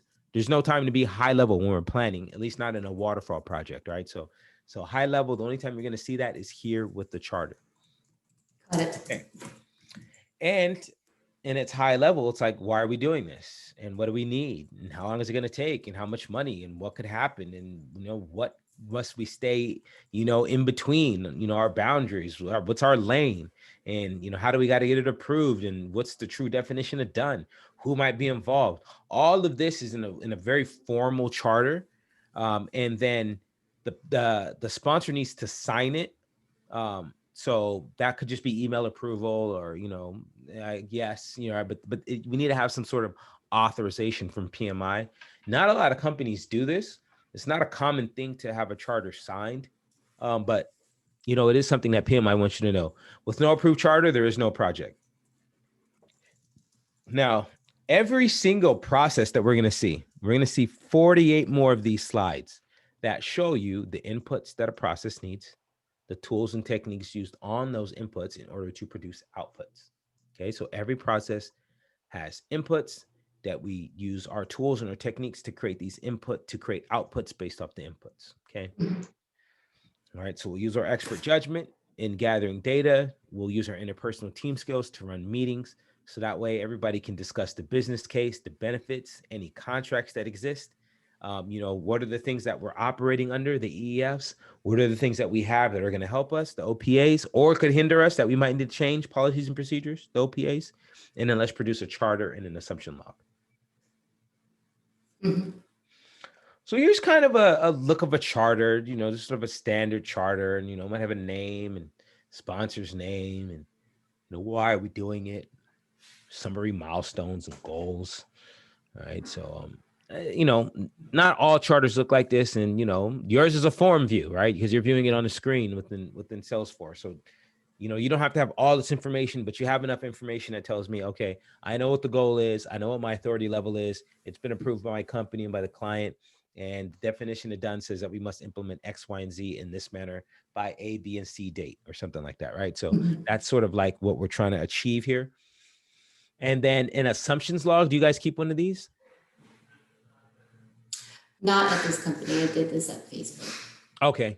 All right. So you know what it is, and you know, it's a log of assumptions, right? No, there's no fancy other way to put it, all right? But that's what we get. That's an output. And the idea from PMI is that from the gate, you should start documenting like what we're assuming. Like we're assuming that, you know, folks internally are going to be available, and you know, this person's not going on maternity leave, and that person's not going to leave, and you know, go on long vacation. We're assuming that we have the right talent, that this is a good customer, is the type of client we want, et cetera, et cetera. Now we take the business case, we look at the inputs. Let me go back here. So now we're going to look at the inputs, right? So when we start, all of our processes will give a summary, and then we'll jump in with the tools and techniques. Usually we'll have the outputs first, but in this case, it's the very first process, so we don't see that. But we usually the outputs, tools and techniques, and then inputs. So we kind of work backwards. We start with the end in mind, and that kind of helps you solidify it. So we know we're creating a charter in an assumption log. So there goes the key outputs. We start there. All right. And now the inputs that we need, and then we'll get to the tools and techniques that are used in those inputs. All right. So every process is going to follow that same order. Okay. All right. So we need a business case that says market demand. Oh, a customer wants our tool, or the organization need. Maybe it's a project to, you know, enhance the product, right? I'm sure you guys have a team internally that's doing that. Maybe there's a customer request. Oh, yep, we got to go do another implementation. They've ordered another piece or a new tenancy or something like that. Maybe it's a technological advance. So these are all the different reasons, but the business case usually is provided to the PM. The PM's not expected to go and develop this. All right. Any agreements, any contracts? So that would be that contract with the customer that you're going to do the implementation on. The MOUs, the SLAs. You know, if you've been doing this long enough, so I'm sure that you've hit some scenarios where you started work for a client before the deal was actually done, and that's not normal and it's not common, but they were making some sort of exception, right? There was some sort of LOA, letter of agreement, or letter of intent, or something verbal, right?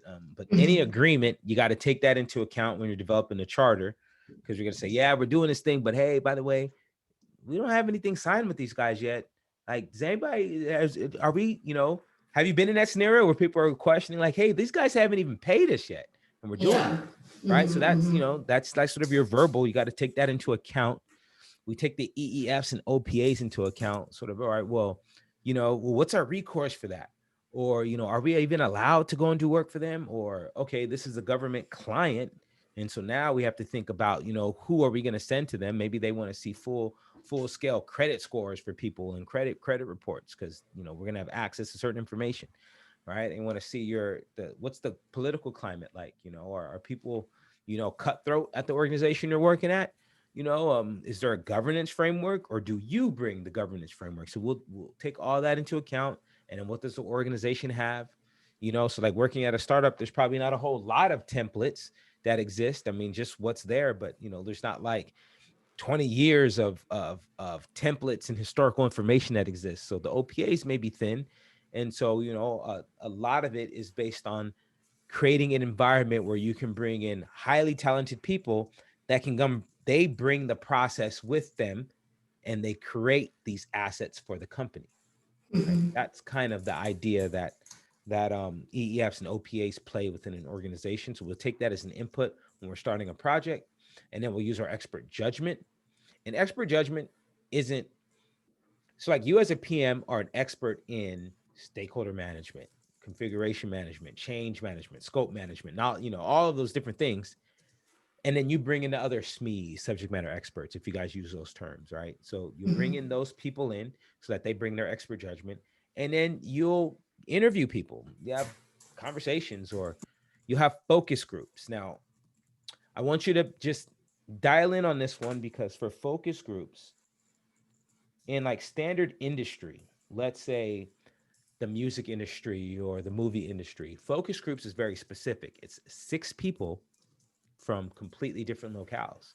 If you've ever seen like a town hall on Fox News or CNN, they always have 6 people, right? If you ever any of that, it's just 6 people, right?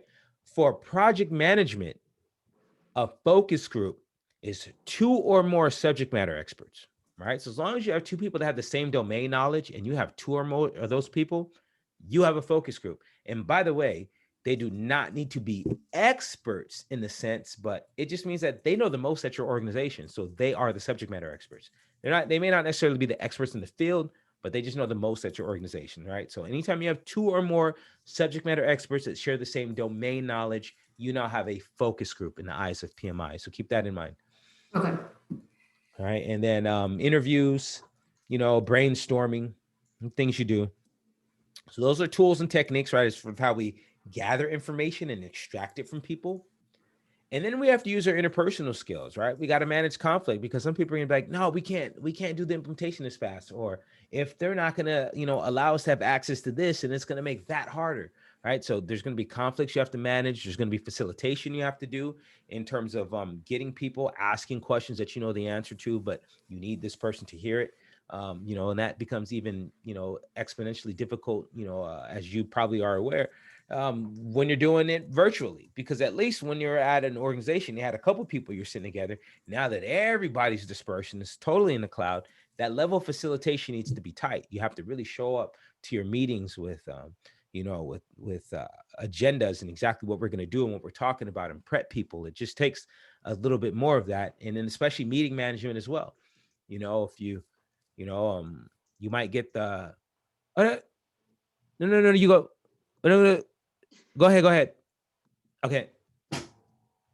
And they both start talking again. And you're like, oh my gosh, can we just figure this thing out? Right. So now in a remote environment, meeting management facilitation, gets exponentially, magnified. But let me tell you what this really means in the terms of project management. The idea is this: as a project manager, the idea is that can I have IT and legal and HR and operations all in the room, engineering, and can I have some people working on the board, some people maybe reviewing blueprints here, other people in a huddle, and based on my conversations, can I work with some people at a blueprint at the desk, but hear people back at the board and say, oh no, but if you do that's not going to work, that's not, we need to be here. And then the people that are in this group, oh yeah, no, that's good, what you're asking the question, but you know what, you had it right. And but the meanwhile, you're still able to come back and work with these people.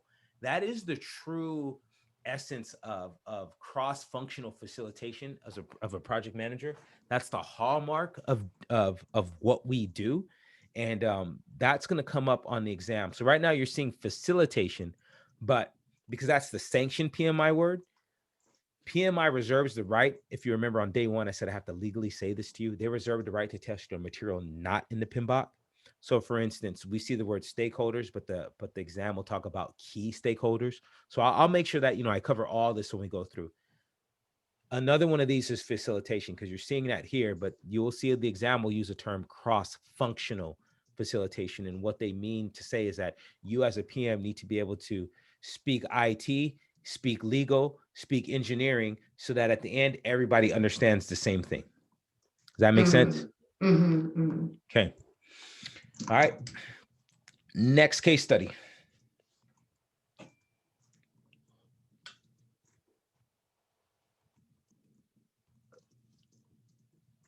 So sorry. So cross-functional stakeholder is not in the PMBOK, or it is?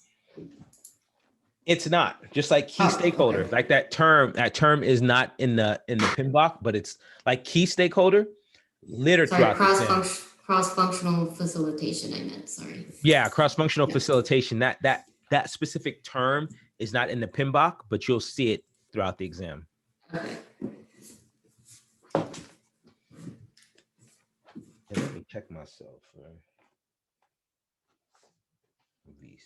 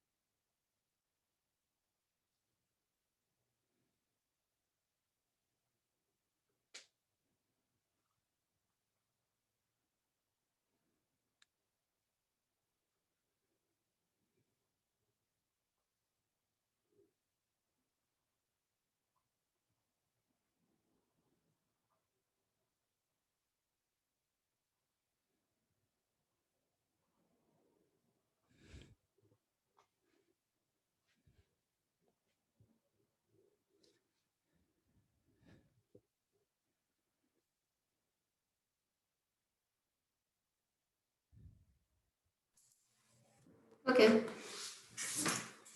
All right. Who is the sponsor and why?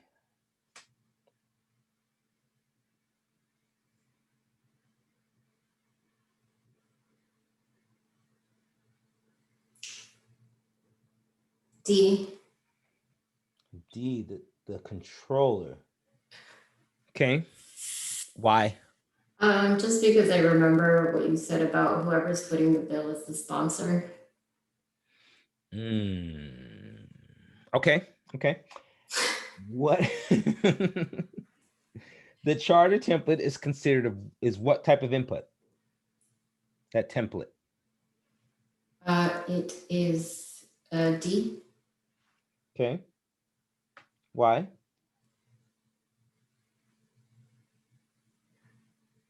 Um, because it is a document that is going to be the, I don't know. You're almost there. It's a document that's going to be owned by the company, or the company owns it. Oh, okay. Right. Yes. All right. Yes. Everything you do, all the great stuff that you're going to do for like the company's going to own that, right? Like you don't like, yeah, you get to take your ideas and reproduce it somewhere else, but all that stuff, they own it, right? You're creating assets for them while you're there. Got it. Yeah, it was on the tip of my tongue, but I was like, I don't know if it's even right. Yeah, you're doing, trust me, you're doing very, very good Okay. we're like in halfway of day one. So, all right. So the regulations are considered what type of input? EES. Why? Because it's something that needs to be complied with. That's out of their control. Okay. Cool. Yes, there it goes. The second statement. That's the PMI term. It's out of your control. I can't control the regulations. So let's see how we did. So why is Lawrence the sponsor and not the controller?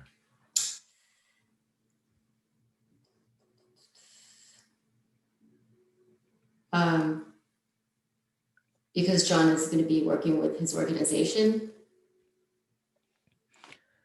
Yeah. So yes, I said the person who's footing the bill.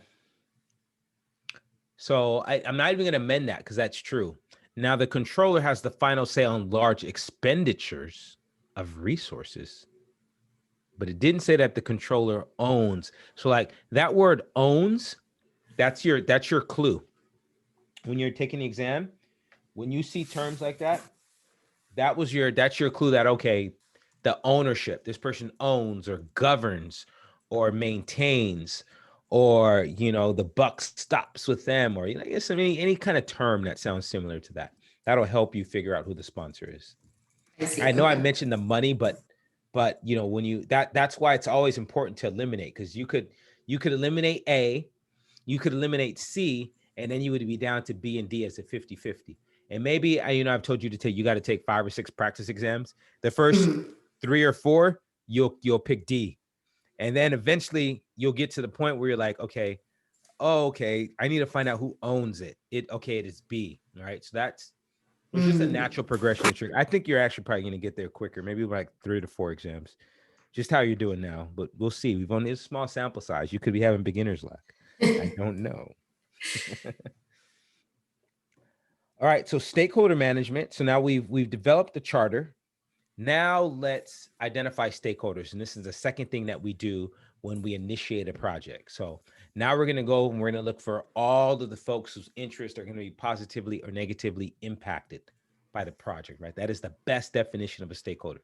Anyone whose interest is positively or negatively impacted by a project. So by the way, on your projects, you're a stakeholder, but guess who else is a stakeholder? If well, I'm gonna get personal now. Like, forgive me. All right, do you have a significant other? Are you married, boyfriend, anything like that? Yeah, my husband. Okay, so your husband is a stakeholder as well. He has an interest in your project, even though he doesn't know. Because if you have a project that is very stressful and it puts you in a bad mood, and when you come home, he is now a stakeholder. So now he's like, man, I can't wait for you to get off this project, baby. Oh my gosh, when is this project going to end? Have you guys had those like type of interactions before? Oh yeah. Oh, Mhm. see, so your husband is a stakeholder on projects. So, you know, that's how deep this stuff goes in actual real life. It really spills into it. Mhm. All right, so let's look at this. Identify stakeholders, right? This is where we're going to identify, analyze, and classify, right? And then not just classify, but then we're going to come up with sort of strategies, right? So it's not just like a contact list, but it literally is, how do we think that these folks are going to sort of react and throw their weight around, and how can we best combat that if it happens? And let's document that now, so if these scenarios do take place, we've got already a plan in place, and I can go take a vacation knowing that if something happens, they know what to do because they have my plan. Right, so that's what this is. So now, yes, it's critical to identify all of them, especially the negative folks, because you can make them positive in the end. And the positive folks you got to worry about, because now you got to maintain positivity. It's easier to turn a negative person positive than it is to keep somebody happy for a long time. Mhm. So that, this is just me, like, colleague to colleague, PM to PM. That's been my experience. It's easier to turn a negative person positive than it is to keep someone positive. And then once you identify them, then you can figure out your appropriate focus for engagement.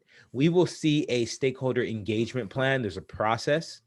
So we'll come up with strategies for individual stakeholders.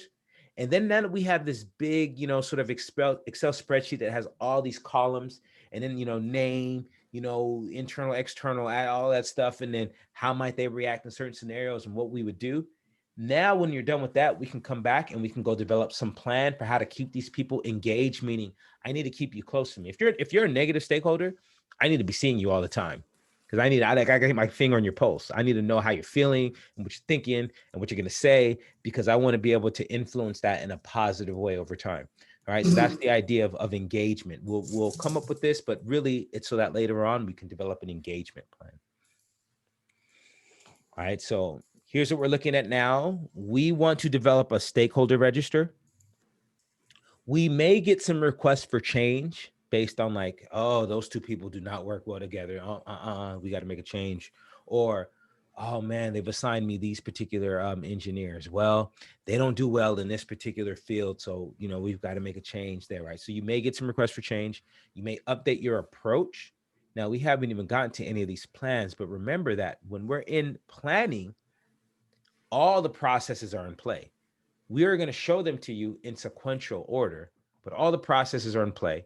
And remember that we jump back and forth in columns, right? From initiating, planning, executing, monitor, controlling, closing. We jump back Mhm. and forth as well. So here's what we're trying to develop.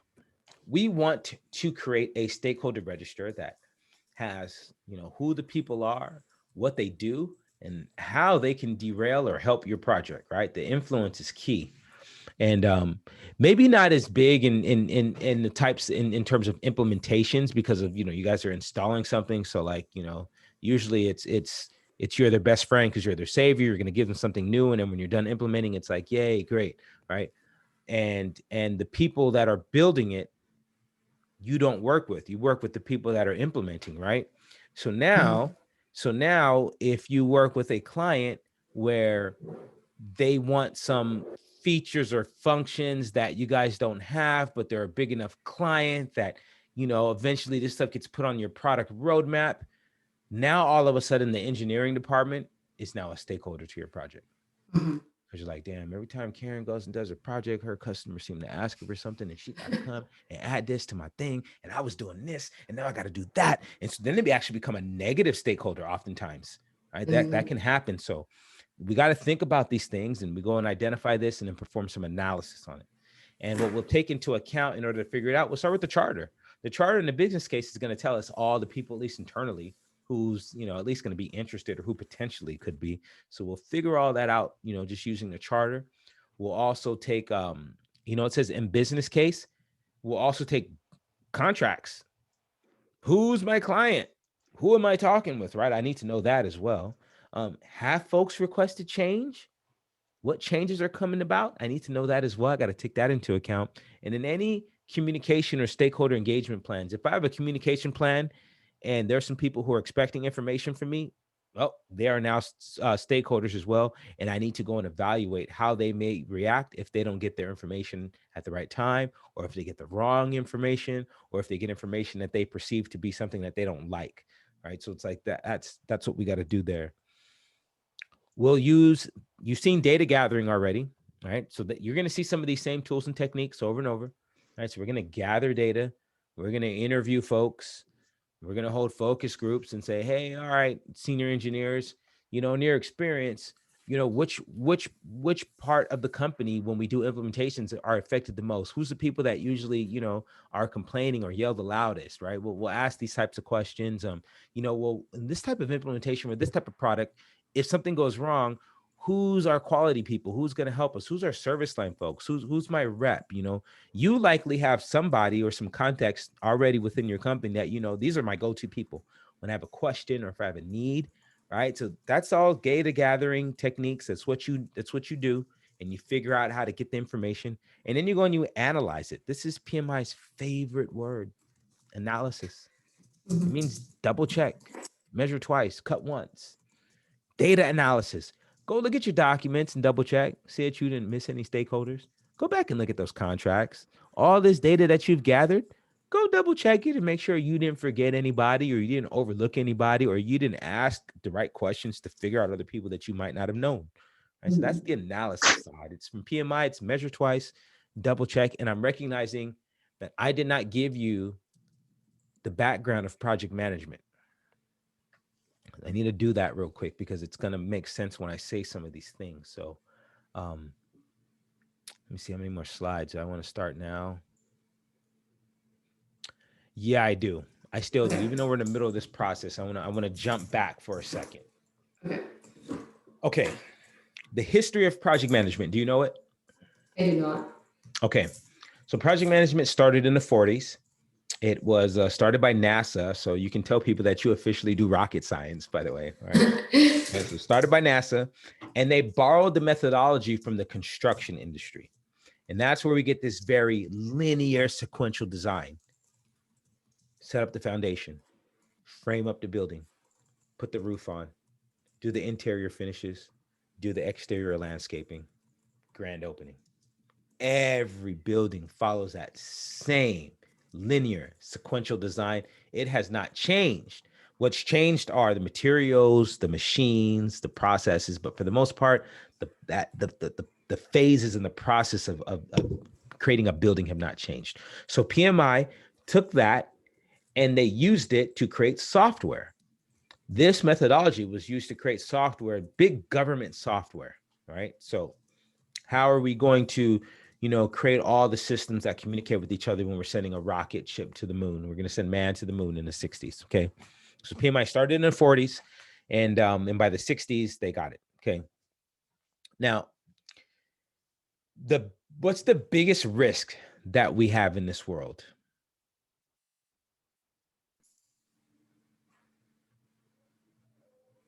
Death. Yes. Yeah. Most people do not get this right. Loss of human life. Houston, we have a problem, although that was not the one where it blew up. We don't want to hear that. So if you just think of the culture of NASA, we're going to double check everything. We're going to measure twice and cut once, right? We are going to check all of our assumptions. We're going to put them in a log and we're going to go and analyze it. We're going to gather all this data and then we're going to analyze it before we do anything. If you just keep that in the back of your mind as sort of like that's the genesis of PMI, then you'll always remember, yeah, because this thing was born of a place that we do not want another rocket ship blown up. Human life is the biggest risk. Therefore, we're going to use the Department of Defense's risk methodology. And therefore, we're going to accurately define our scope and develop a schedule and sequence it out and figure out the critical path and develop quality requirements that make sure that everything that we produce will meet its requirements with consistency to a 99.99966 level of confidence, right? That, if you just keep that in the back of your mind, that is PMI. That is like the whole heavy documentation, heavy paperwork, heavy, et cetera, et cetera, et cetera. Any other cliches that you can throw out there, that's where that comes from. Does that make sense? Yeah, it was a That really is good the story. that's that I mean that because that is what it is. That's history of PMI. And then The organization, so project management started in the 40s. PMI actually started as an organization in 1969. The first PMP exam was proctored in 1984. So we're coming up on what? We're going to come up on 40 years in this decade of PMI. We're going to be likely by 2024 we'll be on version 7. So in 20 years, seven versions. By the way, I want to show you this since it's just you. We have time.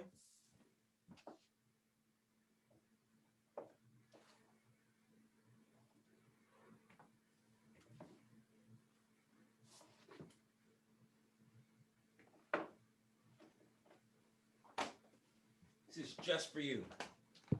Just for you, Karen. I don't get to show anybody this, but maybe this is just me nerding out in project management.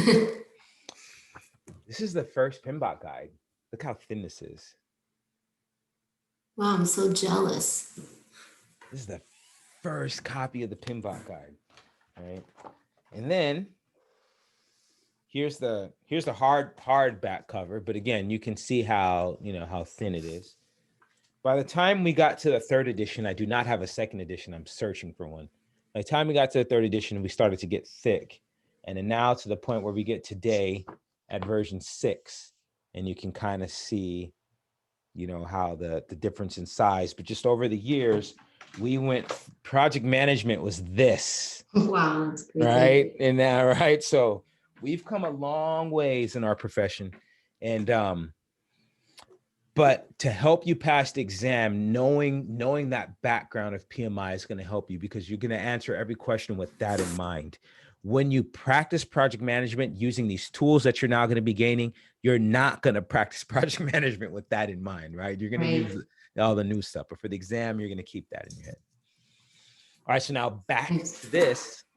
That is now where data gathering. Let's go and send out questionnaires and surveys and conduct interviews and focus groups and mass information collection techniques. Right now, does that make sense? So you can see, like, rocket scientists kind of nerding out on this, and then, let's analyze all this and figure it all out. But in the right spirit, we don't want to lose lives, right? We got to send people there and get them back safely. So that's that idea. So now that we've gathered all this information on the stakeholders and we're analyzing it, now here's how we want to analyze it. We want to use a stakeholder grid. Right now, it's a cube, right? I don't put the cube on here because the strategies, if you think of this now and then forward, if you're positive for the project, or backwards if you're negative for the project, but the strategies don't change. If you are a highly powerful, disinterested project manager, whether you're positive or negative, our strategies for keeping you engaged and dealing with you will be exactly the same. So this is what you want to focus on. Power grid. We chart power over interest. Okay. Now, those folks who have a lot of interest and a lot of power, we put them in that upper right box. We got to manage those people closely. You have a lot of power, you have a lot of interest, you're likely the customer themselves, right? If you're doing implementation, it would likely be the customer themselves. They have a lot of power, they have a lot of interest. And so you've got to manage those folks closely. You meet with them, you give them status, you ask them questions, you satisfy them, okay? Then you got folks who have a lot of power, but not that much interest, right? That's in your upper left-hand box. That's like executives within your company, right? It's not that they don't care about your implementation, but there's a number of implementations going on. So they have a lot of power. They can, they could stop your project. They could go to the client and say, hey, we're not gonna do this anymore. Here's your money back. All right. But they're not that interested because they've got so many things going on and they're focused on other aspects. Okay. Then you have the folks who have no power, but they want to know any and everything under the sun about your project, right? So these are the folks that we've got to keep them informed, right? Those folks, we got to send them out. That's where we put the status reports out. We might not send it to them. We might not push them a message, but we'll put stuff in places where they can go pull. You can go to the internet site and pull this, intranet site and pull this, whatever it may be. We make sure that those people stay informed. They want to know any and everything. Here's your information. And then we got those folks who have no power and no interest. Because we're building a rocket ship and we value human life, we don't want deaths, then we can't ignore anything. So PMI's approach, we never ignore anything. We put those people on a watch list, right? Just because you don't have power, you don't have interest, I don't know, you might pop up later on. So put you on a watch list and keep an eye on you. not literally, but like, you're on my document. I know you're a stakeholder. I don't want any surprises. If something pops up, where did this person come from? Oh, they had no power, no interest. And they're doing this now. We didn't identify them accurately. They actually have power. They have a lot of power and they're interested. Okay. Right. And so then we'll make some change, but nobody should pop up that's not on our list somewhere, at least not in the PMI way. The salience model. Now, this is where I needed to have my second camera. I'll make sure I have it for our next one, but I will do it on see if I can get a screen with that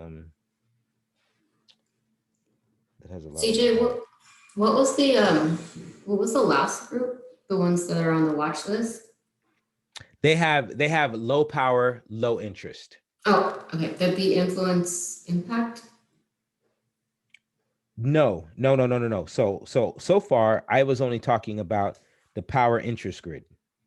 Oh, Yeah. okay. I haven't Wow. I haven't gotten the other three yet. Power interest, power influence, you can kind of say the same thing, right? Because we look at power over interest or power over influence. So if you Oh, have a I lot of see. power, yeah, some people have a lot of power, but they ain't got no influence. Okay, I'm not worried about you. You could tell everybody what you want, but ain't nobody listening to you, right? That's kind of like that idea. But then some people have a lot of power and a lot of influence, and it's like, okay, you can make people, like you hold the puppet strings. So I need to work with you because you can make my job easier. So I should focus on my energy and effort on you so that you can influence everybody else. Right. So like as you move in your career away from, eventually you'll do something different. Right. It won't be implementations forever. And as you move into other things, or even it might still be implementations, just bigger implementations, right? Your company will grow and you'll do more and more and more. As you do that, that's where, as the projects become bigger and bigger and the stakes become higher and higher, that's where it's really important to know, like, who can derail me. Like, the stakeholder management's the number one aspect of your project. And we talked about this last time. You've definitely delivered projects that have either been late or over budget or some combination, and people are wildly happy about it. And then you've delivered projects that have been on time, well under budget, and people are like, All right. So it's stakeholder management is going to be the key. And stakeholders remember you. And when they leave on to other companies that you might eventually go to in the future, they will remember you. So I'm just, from colleague to colleague, like, stakeholder management is the biggest aspect of your project. Help you get a new job. Say it again. Yeah, and your previous stakeholders could help you get a new job. Absolutely. That's the biggest thing too. Or, either whether at that company or by giving you a word or just because they gave you a recommendation on LinkedIn, right? So, I mean, that's kind of the idea. So power interest, power influence, the same thing. Influence impact, same thing. Because now instead of, we just chart influence over impact, right? They have a lot of influence, but the people that they can influence don't have a large impact on their project, or the people that can influence will have a large impact. So that's just another way. The salience model is different. The salience model looks like, just bear with me. We're going to come back. I need a white screen like this. Okay, so the salience model looks like this. You have a circle here. You have a circle here. You have a circle here. Okay. And we have a sense of urgency. We have dependency. All right, that's an ugly version of dependency. All right. And we have a sense of power. So what we'll do is we'll start to put stakeholders where they're at. We'll say, okay, stakeholder A, whether it's a person or a group, has a lot of power. Stakeholder B has a lot of power and they're dependent upon us to do this work.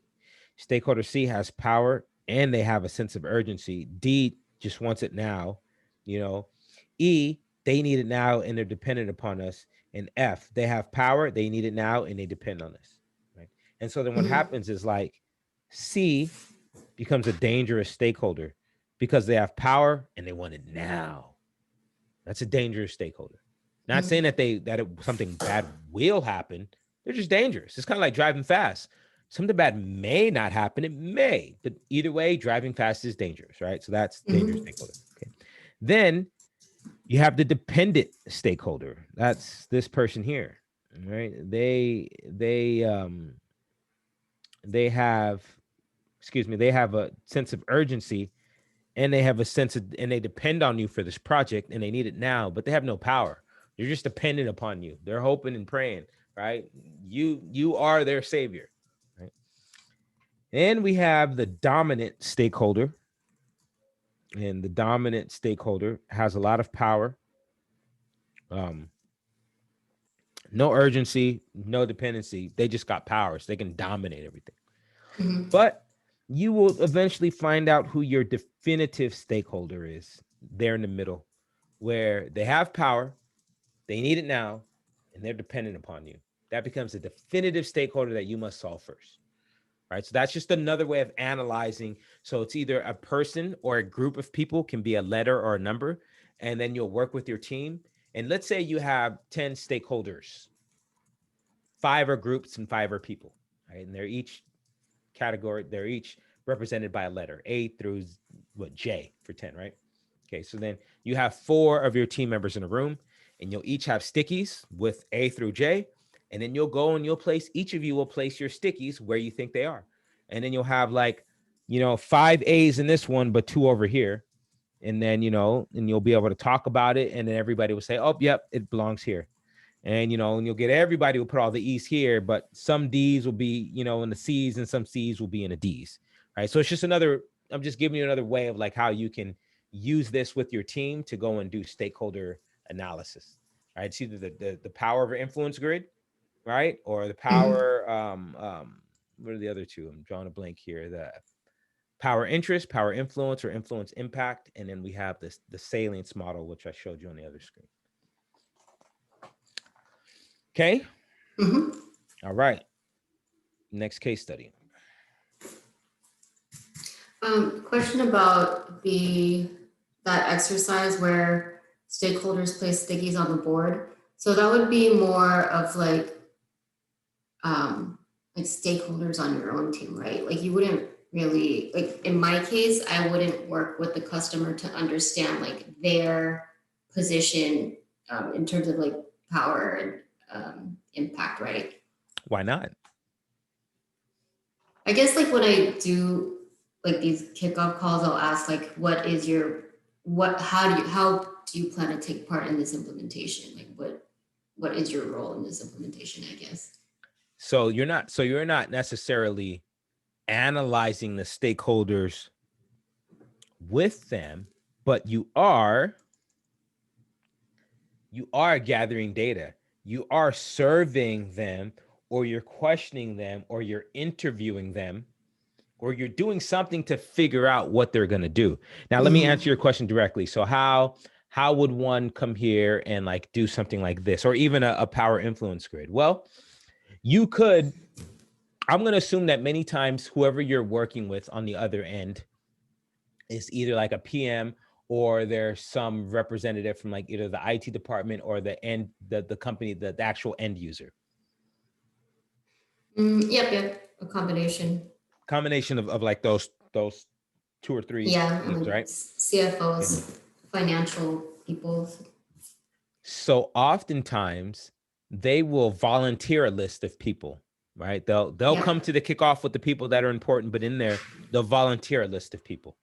Well, whether they volunteer or not, you can ask them, and you can actually pop this up. And now the people that you're meeting with, let's say it's a CFO and maybe a VP of some service line, you might not ask them about themselves to place them in these boxes, but you may say, okay, well, of these people, who do you want to designate power? And so now this comes to the psychology of project management. And we'll talk about this when we get to, if I show this slide here, when we get to in executing, and you see the 4th and 5th one down, the 3rd and 4th one down, develop and manage the team.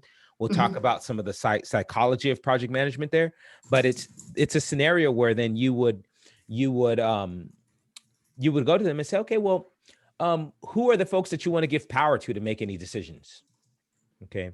And then who are the folks that absolutely need this? And that's the dependency. And You know, and okay, and just so Mr. and Mrs. Sponsor, so I make sure that, you know, we totally satisfy your entire team, because it's not just your satisfaction, but it's your entire company satisfaction.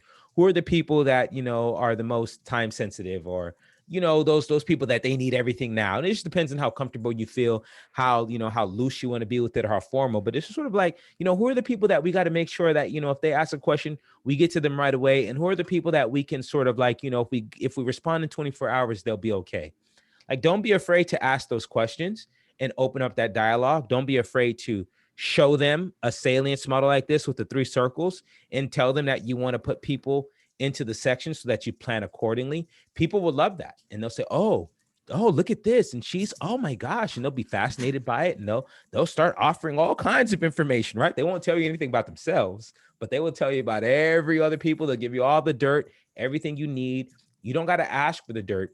You just got to open the door for them to sweep the dirt out to you. And that's what you need. You need all that information. So in the future, and look, and here's how you get good at this. You pick your project to try something, because you don't know what's going to work.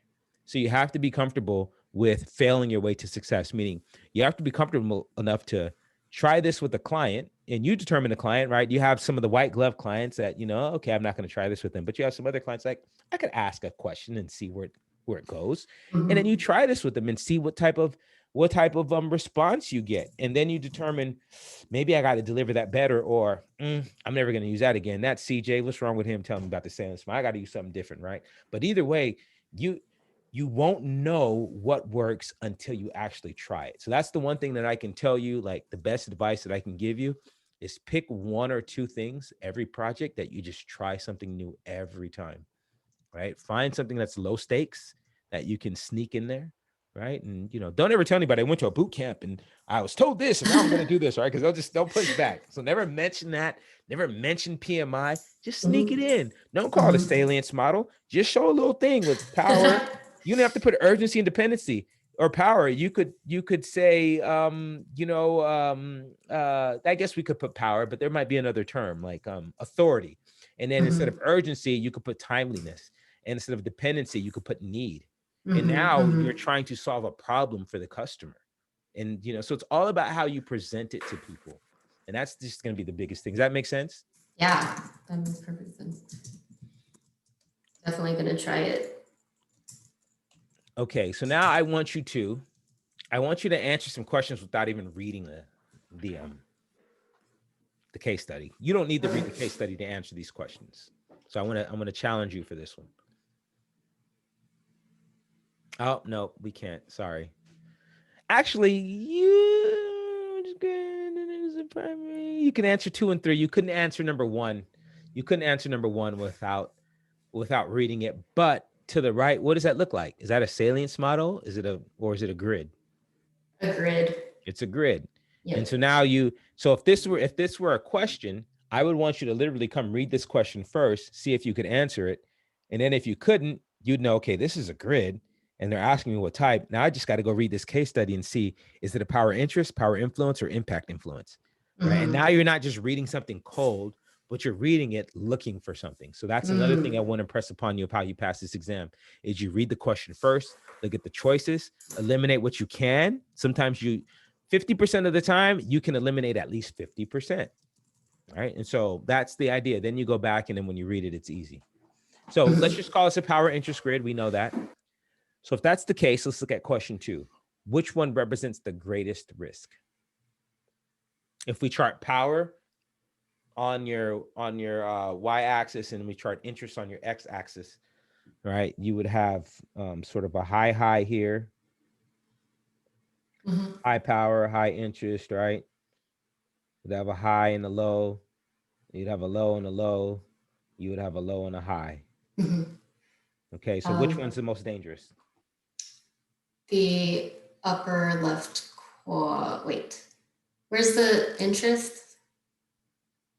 High. So it's like this. So power, I'm gonna write it at the bottom, but power on the Y, and then interest left and right. Okay, I would say sorry, upper left. So B. So here. Okay. And then what is the primary output created through when we identify stakeholders? What's the primary output that we create? The stakeholder register.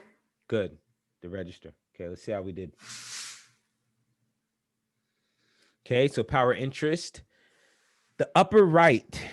So the reason why it's the upper right, because remember, you've got power and then you've got interest, here. So if you have a lot of interest going this way, that's high.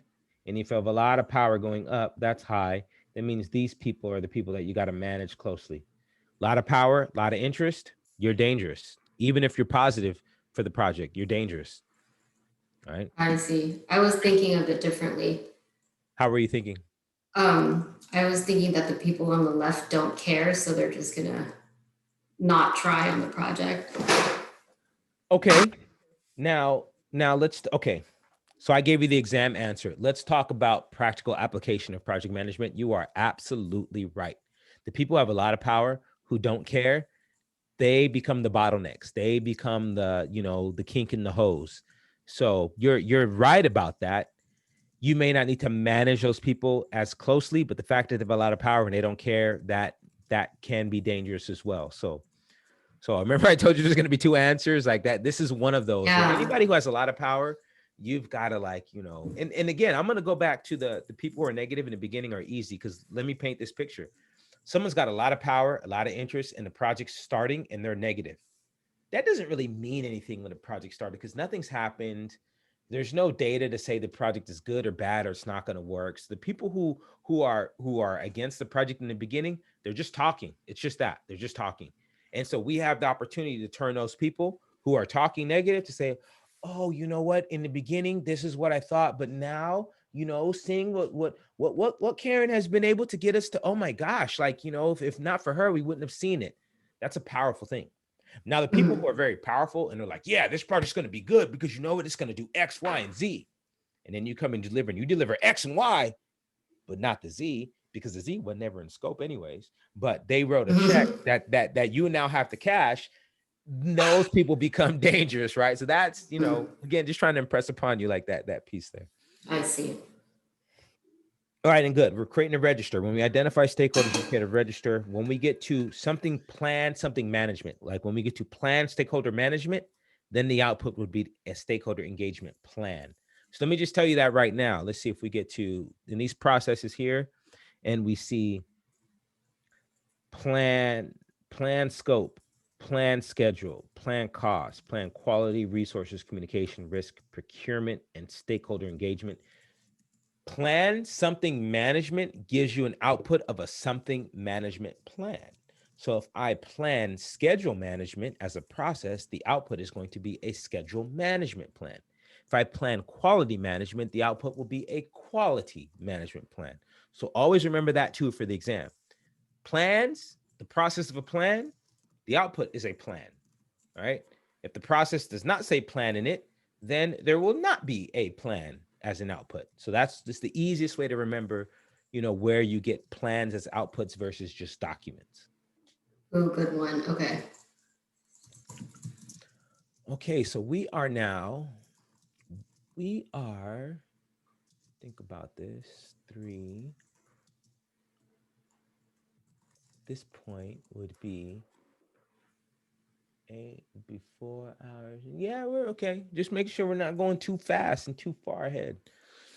Okay, so we are now on the planning process group. We're done with initiation, by the way. We just completed initiation. We developed the charter. We identify the stakeholders. If you wake up in the morning and you remember that those are the first two processes, you already know that the very last process is close project. So you now have three processes memorized, right? So I'm just saying you're 3 of 49 on the way of memorizing these processes. Develop charter first, identify my stakeholders. And if you think about it, you already follow that process. You get you get your piece coming from Salesforce, and then immediately you start to think about, well, who's my client, who's my customer, who am I going to be working with, right? You just never had a term for what you were doing. Now you do. You developed a charter, or a charter came developed to you, right? And now you've been assigned, and then you've identified your stakeholders. You made a plan. Up until this point, it was probably in your head. I mean, let me ask you, I'm making an assumption that you didn't use a stakeholder register for for any of your past projects. I have at Facebook when I was a project manager, but you said it Oh, was more of a program manager role, but I had to, basically use Google Sheets and list everything. It was more of like a list and then like the RACI model. We didn't yes. do any like sort of like analysis. Like, I mean, I guess that is an analysis, but we didn't use the grids or the salience model. But see, the analysis like this and the analysis like this, while you didn't have these terms in your back then, if you think about your past projects, you kind of thought about this stuff in your head. And you Yeah. had an idea, right? So now what you're going to do is you're just going to get it out your head and get it on paper moving forward in your career. It's going to be like, okay, this project is enough that it can't really be in my head. It needs to be on paper. And let me pay forward why I stress that one so much. Because like, look, anything that I tell you and all the people that, oh, CJ's great, he knows all this stuff. Look, I don't know any of it. Somebody else told me along the way. So I don't take credit for none of this stuff. I'm just paying it forward. And the reason why it's very important to document this stuff is that's how you take a 2-3 week vacation and you don't got to check in, because now you have documents where people can come and say, oh, this is how Karen would do it. Let me do it the way that she would do it. And they can go and they can carry out your plans. So creating project management plans, creating stakeholder registers, some of these documents, yeah, it can be overkill for some projects. So that's why you definitely need to think about tailoring. But on the flip side, it's also how you're able to step away. That's the hallmark of knowing your project is managed and run well, is if you can step away for a number of days, 5, 7, 8 days, and the ship doesn't sink. And if you've done Mhm. that, then you're doing your job as a project manager, right? Because technically we're not the captain. See, project managers, like sometimes we think we're the captains and, oh, I built this and I did that. And it's like, no, you didn't. All the incredibly smart people did. We just kept them from getting in their own way, right? So we're not the captain. The customers are the captain, whoever the sponsors are. And what we're doing is we just have this knowledge. We're their guide. We're like the sage toad along the way that's saying, well, did you think about this? Did you think about that? You're trying to get over here. And but what you're doing is going to take you there. Did you think about this? Think about that. So really, while we can be the captain, we're really like the captain's GPS. And then the captain's like, therapist, and the captain's consultant, right? We're like all of these people wrapped up in one, helping them. So like if you think about your role moving forward in that manner, it'll really help you to like solidify what it is that you're trying to do, and then find joy in that piece, and not have so much negativity for other aspects of the work that you were never going to be able to control anyways. Mhm. Okay, so now we are in planning. And again, I apologize. I'm just rolling through. I'm assuming you're good. You can just go 3 hours. We don't need a break. Yeah, I'm fine. Okay, okay. Yeah, we got another half hour, so we are good. All right. So now I'm planning. All right. What we want to do is figure out total scope. What are we doing and what are we not doing? It's most important. I imagine that in your world, that's important too. Like noting what's not in scope is just as important as noting what's in scope. Not at this job, but yes, at a previous job. In your Yes, previous yes, yes, implementations, yeah. definitely. Mhm. Just because when you're doing fixed price contracts, and it depends. If you're doing hourly, well, then yeah, you can be as ambiguous as you want, because I will work as long as you want me to, because my margin is built into my hourly rate, right? But if I'm doing a fixed price contract, then no, I need to be very detailed about what you've asked me for. I need to document it. We need to have an understanding, because I can't come and paint these four walls and then you turn around and say, no, this is not sand. And I'm like, yes, you asked me for sand. And you're like, no, this is taupe. And until you put that sand paint on the wall, I'm not paying you the contract. Now I got to go back and do rework. All right. So that's the idea here of getting total scope out there, defining what is, what isn't, how we do it, how we get sign off, what are our outputs, so that's what we got here. And in this planning process group, if I go back here, 49 processes in 1, 2, 3, 4, 5, 6, 7, 8, 9, 10, 11, 12, 13, 14, 15, 16, 17, 18, 19, 20, 21, 22, 23, 24. 24, more than half, little less than half of all of the processes come in planning. Again, double check, measure twice, cut once. you should spend in your project time, like if you think about the hours you spend to a individual or an individual project, there should be a good amount of time spent planning. And if you didn't, it should be because you're doing the same type of project over and over, and you developed, templates and baseline knowledge that allows you to just boom, come in and do it. But if not, and it's the first time you've done it, this right here gives you a very clear view of how much time should be spent doing what, right? Very little time should be spent executing compared to either planning or controlling the project. The doing should just be sort of the small piece, right? You should have all this stuff to make sure that you do things right. And you should have all this stuff to make sure that what you're doing is right, right? So there's doing the right thing and then creating the right thing. Those are two separate functions. We'll get to that when we get to quality control and manage quality. But, doing the right thing, like it's sort of like building something correctly and building the correct thing. Those are two different pieces. Okay, so let's get into it. Back to integration. We want to develop the plans. So we're going to develop a project management plan, right? And we're going to build on the projects we started in the charter. We're just going to get into more detail, right? No more high level, now high level of detail. And by the way, PMI will do that to you, right? So high level detail, 10,000, bird's eye view, not very detailed. High level of detail, granular, in the weeds, very detailed, right? So reading comprehension exam, 2 little words, 2 little letters of OF can change if we're talking, detailed or not. All right, so we're going to build on that, and then we're going to develop our triple constraints, our scope, time, and cost baselines. And from there, we will then be able to control our project. All right, so the PM plan is the mother of all plans, all right? But let me just say this. The project management plan is not a document in itself. I think I expressed this last time. It's sort of like a folder that then contains all the subsidiary plans and the baselines, right? It's a folder on the desktop. So it integrates everything, right? All the subsidiary plans that we see here, all these subsidiary plans, it integrates those. The 3 baselines, scope, schedule, cost, right? And they are approved, right? The baselines are approved versions, meaning they get signed off on. They get signed off. All right. So we need a charter, outputs from other processes.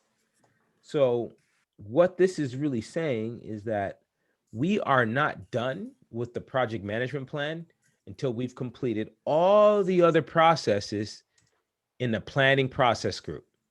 When we've completed all of these processes, then we're done with the project management plan. Sure, we're showing it to you now. And, but by the way, if you're in construction, the first thing that they do is risk management. All right. If you're in IT, the first thing they do is collect requirements. If you're making like medical devices or pharmaceuticals, the first thing they do is they look at quality. How do we stay in compliance? So you don't need to start. You can start in any knowledge area. All right. We're gonna give them to you in chronological order, but you can very much start in any knowledge area. When you're in a process group, you're doing the process group all at once. Okay. Now, if you choose to do, let's say, schedule first, you do then have to, you have to define your activities before you can sequence them, before you can estimate the durations and develop the schedule, right? You have to estimate costs before you can determine your budget. You have to collect requirements before you can define scope and break it down. So while you don't have to follow the order of the knowledge areas, when you do pick a knowledge area, you do need to follow the sequence of the processes. Does that make sense? Yeah, that makes sense. Okay. All right, so let's develop our project management plan, the mother of all plans, get our baseline set. Whoops. Right, so expert judgment, we've seen that. We're going to use that again. We're going to do a lot more data gathering. We've seen these processes already. We're going to use interpersonal team skills. We talked about 2 of these. And we're going to have meetings. So you can see the same tools and techniques to develop a charter are used to develop a plan. And that makes sense. As a PM, these are your skills. Go gather the data and then use your interpersonal skills to manage conflict, whether it's just times of meetings or, the difference of what this should be, and meet with people and manage those meetings well so that you can use all of their expert judgment to take all of these inputs and then create a project management plan. So this is 111 in your PMBOK. See if my memory is good. No, 89. 89. This is page 89 in your PMBOK. Yes, this is page 89 in your PMBOK. Okay. This is a very, very, very good chart for you to know. All of the subsidiary plans that we see here have a process. So plan scope management, you get a scope and a requirements management plan. Plan schedule management, plan cost management, quality, resources, communication, risk, procurement, stakeholders. Right? There is no plan change management, and there is no plan configuration management. So please make a note of that. There is no plan change management, and there's no plan configuration. No plan configuration management. Right? There's no processes for those. Those two plans are born out of the process develop project management plan. Okay.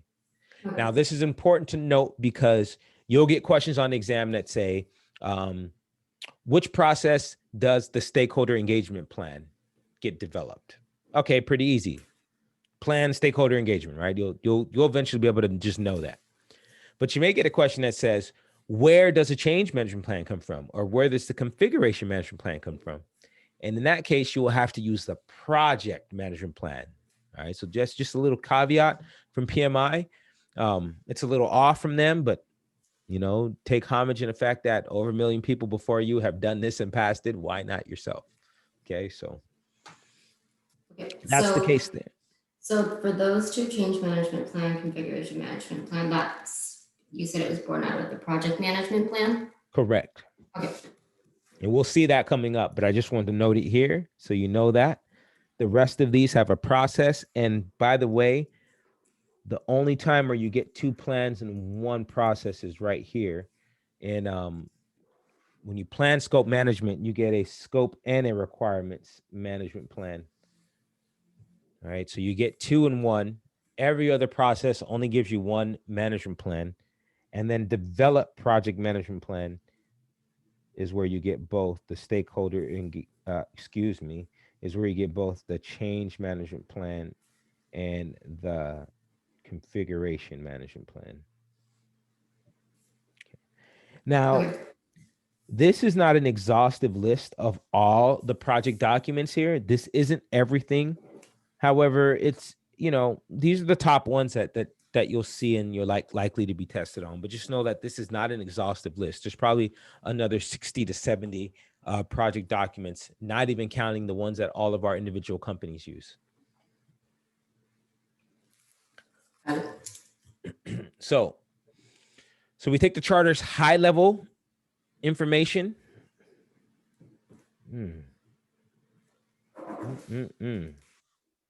I apologize. That is a big typo. No high level of. So we take the charters and sorry. Okay. Make a note on I'm pretty sure your PDF has this as well. This is a typo. It's high level, not high level of. Gosh, CJ, my fat thumbs keep. Okay. High level information, not high level of. Okay. Okay. All right. So we take the charter's high level information, which means not detailed. We take the subsidiary plans and baselines and the lessons learned, and that becomes the foundation for the project management plan, right? Those are the inputs, right? So the charter gives us high level information, the vision. We take the outputs from other processes. That's why I mentioned we're not done with this process until those are done, even though we're talking about it now. We take EEFs, right? Because org structure, the culture, the infrastructure, all that's going to govern how we can do it. Do we have fast internet speeds? Do we, is it stable? Those types of things will come up. And then OPAs, how are changes implemented? Like, for instance, if I'm a client and you guys are implementing your software for me, and I want to make a change, do I just send you an email, or do I gotta like fill out a document or something? Yeah. Yep. It has to go through other teams too. So it's a whole document, right? So that's an Yeah. OPA for you guys, and that's a change control procedure that's already built in, right? So I mean, those are the OPAs that you take into account when you're making your project management plan, and then you will use your interpersonal skills, right? You'll work with people in the different engineering departments, the different, development departments, customer service departments. You'll gather data from those folks, from the customers as well. You'll use your skills to, set up those meetings, facilitate them, ask the right questions, probe when you need to. You do all of that over time. And then you can have a kickoff meeting. Now, although the kickoff meeting can symbolize the end of planning and the start of execution, it can also symbolize the start of a project. So, PMI doesn't sanction the word kickoff, because they know that we can kick off to start a project, we can kick off to start planning, we can kick off to start execution. That's just like, some companies have multiple ones, but that's one thing that you can do. So you have smaller projects that occur shortly, larger projects, you can have multiple times, right? It could be at the beginning of execution. Right. So that's really, you got the output, the plan that's going to contain all of these subsidiary plans. All right. It's also going to contain the three baselines. Whoops. Oh, I'm not drawing well today, but all right. So 1 through 15 is what's going to be included in this piece. Okay. The subsidiary plans and the baselines. Project documents are not a part of the project management plan. Okay. So just to let you know, we see here, where is it? The project charter should be somewhere in here. Scope statement, team charter. We'll see, not an exhaustive list. Charter, not a document. Project schedule, not a plan, but a document. Project schedule, not part of your project management plan. Your schedule baseline, that modified version, but the actual schedule, that's not there, right? Risk register, that's a very important document, but it's a document. It's not going to be part of your project management plan. So the plan just has how we're going to do stuff. And then the baselines are sort of the what. So let me use Simon Sinek to highlight this. You familiar with Simon Sinek? No. And Simon Sinek, let me get my little, 1 second, my little pen.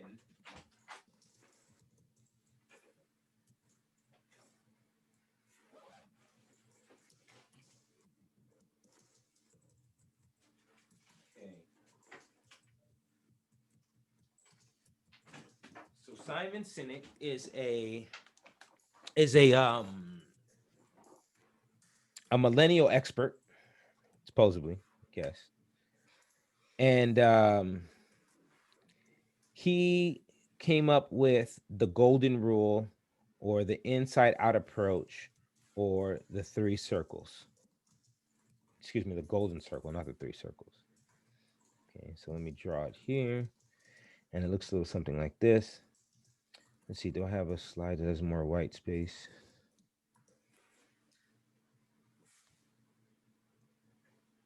Yeah, we can. Here, we can use this. Okay. So he'll have why,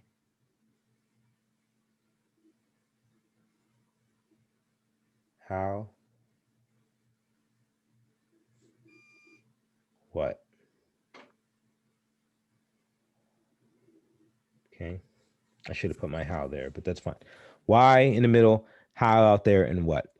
Okay, now it's a 17-minute TED Talk. I suggest you watch it. It's really good. I'll try to explain it in 90 seconds. He uses 2 examples. He used Dr. Martin Luther King and uses Apple computers. And he says, how is it that Dr. Martin Luther King was able to get all these people to show up to the March on Washington? Because it was in the middle of the sweltering heat in the summer. They didn't have Google Maps. They didn't have cell phones. They didn't have social media. Right? How did all these people show up at the right place at the right time? Over 1 million people. How's that? Like, that's hard to do now. Like we talk about getting 1 million people, but we can hit people up on Facebook. That's easy to do. We can hit people up on Instagram. We can tweet them, all that stuff. How in the world did they get that? Well, he says that's because people believed in why Dr. Martin Luther King was doing his thing, right? You had definitely had more people than just African Americans. A lot of people that said, you know what? We don't necessarily believe in the man, Dr. Martin Luther King. We might not know who he is, whatnot. Some people believed in him, but that wasn't the point. It was what he's talking about. This is true. Everybody should be born and have, equality, et cetera, et cetera. Okay. Then he takes the second point and he says, how was it that Apple was able to dominate the music industry with the iPod when they came out? Why wasn't Logitech or some other perfectly suitable company that was positioned to do it? Why is it that Apple was able to take over? And he says, well, that's because Apple tells you why they do what they do. Marketing 101 says that we tell you everything about what our product is. Very few companies tell you how they do anything. That's the secret sauce, all right? But most companies say, oh, I have a laptop. It's got 32 gigs of RAM. It's got, Pentium 4 quad core i7 processors. I have a battery life of 35 hours and a Retina display. It's $2,000. Buy my laptop. Right? It's a lot of products there. I got a car goes 0 to 60 3.4 seconds. It's got a 3.8 liter engine with 403 horsepower, and you'll feel it in your chest. Buy my car. Okay. Apple doesn't do that.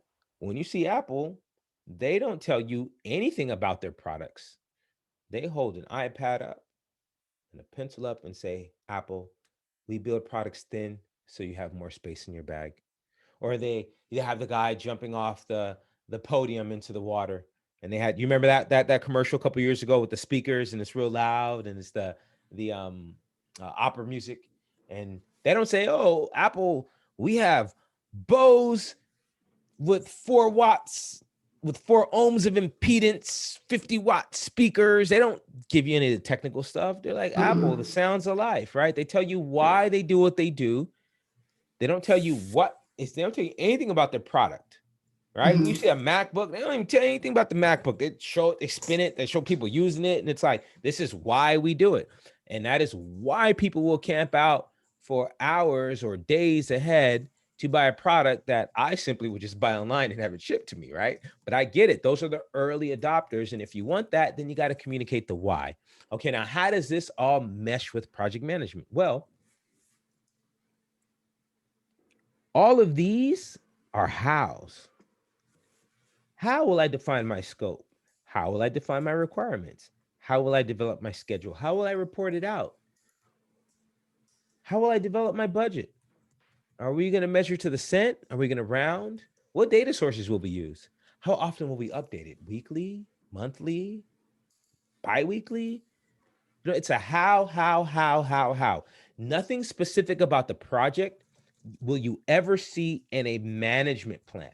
So keep that in your mind too, moving forward. And I'll mention this 1,000 more times.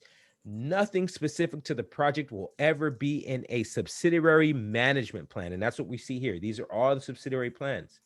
Now the what, right? If those are all the hows, the management plans, then the what of your project are your 3 baselines: schedule, scope, schedule, cost. That's the what of your project. So if you imagine every project that you do, you don't need to develop a new management plan because you're doing implementations, and the company probably already had some stuff, and then you brought a little bit of your expertise, and so you sort of just know what to do. You already know how to do all these things, and you operate in that same manner. What just changes? Who's the company, and what is their current infrastructure, and how will we implement, and what do we need to do? What's their environment like, and how long will it take? Do they have resources to help us? Will it be all of us? Do we have to go and analyze their infrastructure, or is it very like all? So that's the stuff that changes from project to project. That's the what. Those are the baselines, right? These hows pretty much stay the same. It's just your management style. This is your style of managing projects, and that you might tweak it here and there to match a project, but the most part, your style is your style. And it, not that you're not saying that you can't change, you're not capable of it, but for the most part, we have our style, and it is what it is. These are the plans. That's the how. These are the whats. That's what the project is. Now, if we want to get philosophical, then we can say the why is the charter. That's our North Star. We always point back to the why, right? That would be the charter. So that's the idea there, right? So we took the charter as the input, or the why, if you will. Input outputs from the other processes as inputs. We use our tools and our techniques in order to create a plan. And we might have used the kickoff to do it. So let's take a look at next case study.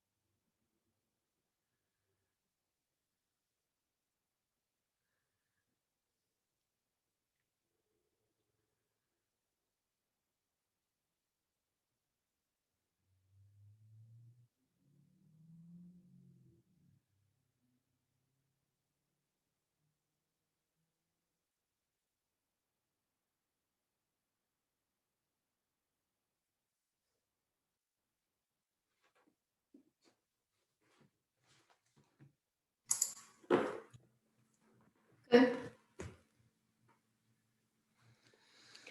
All right, which of the following is not one of the 3 project baselines?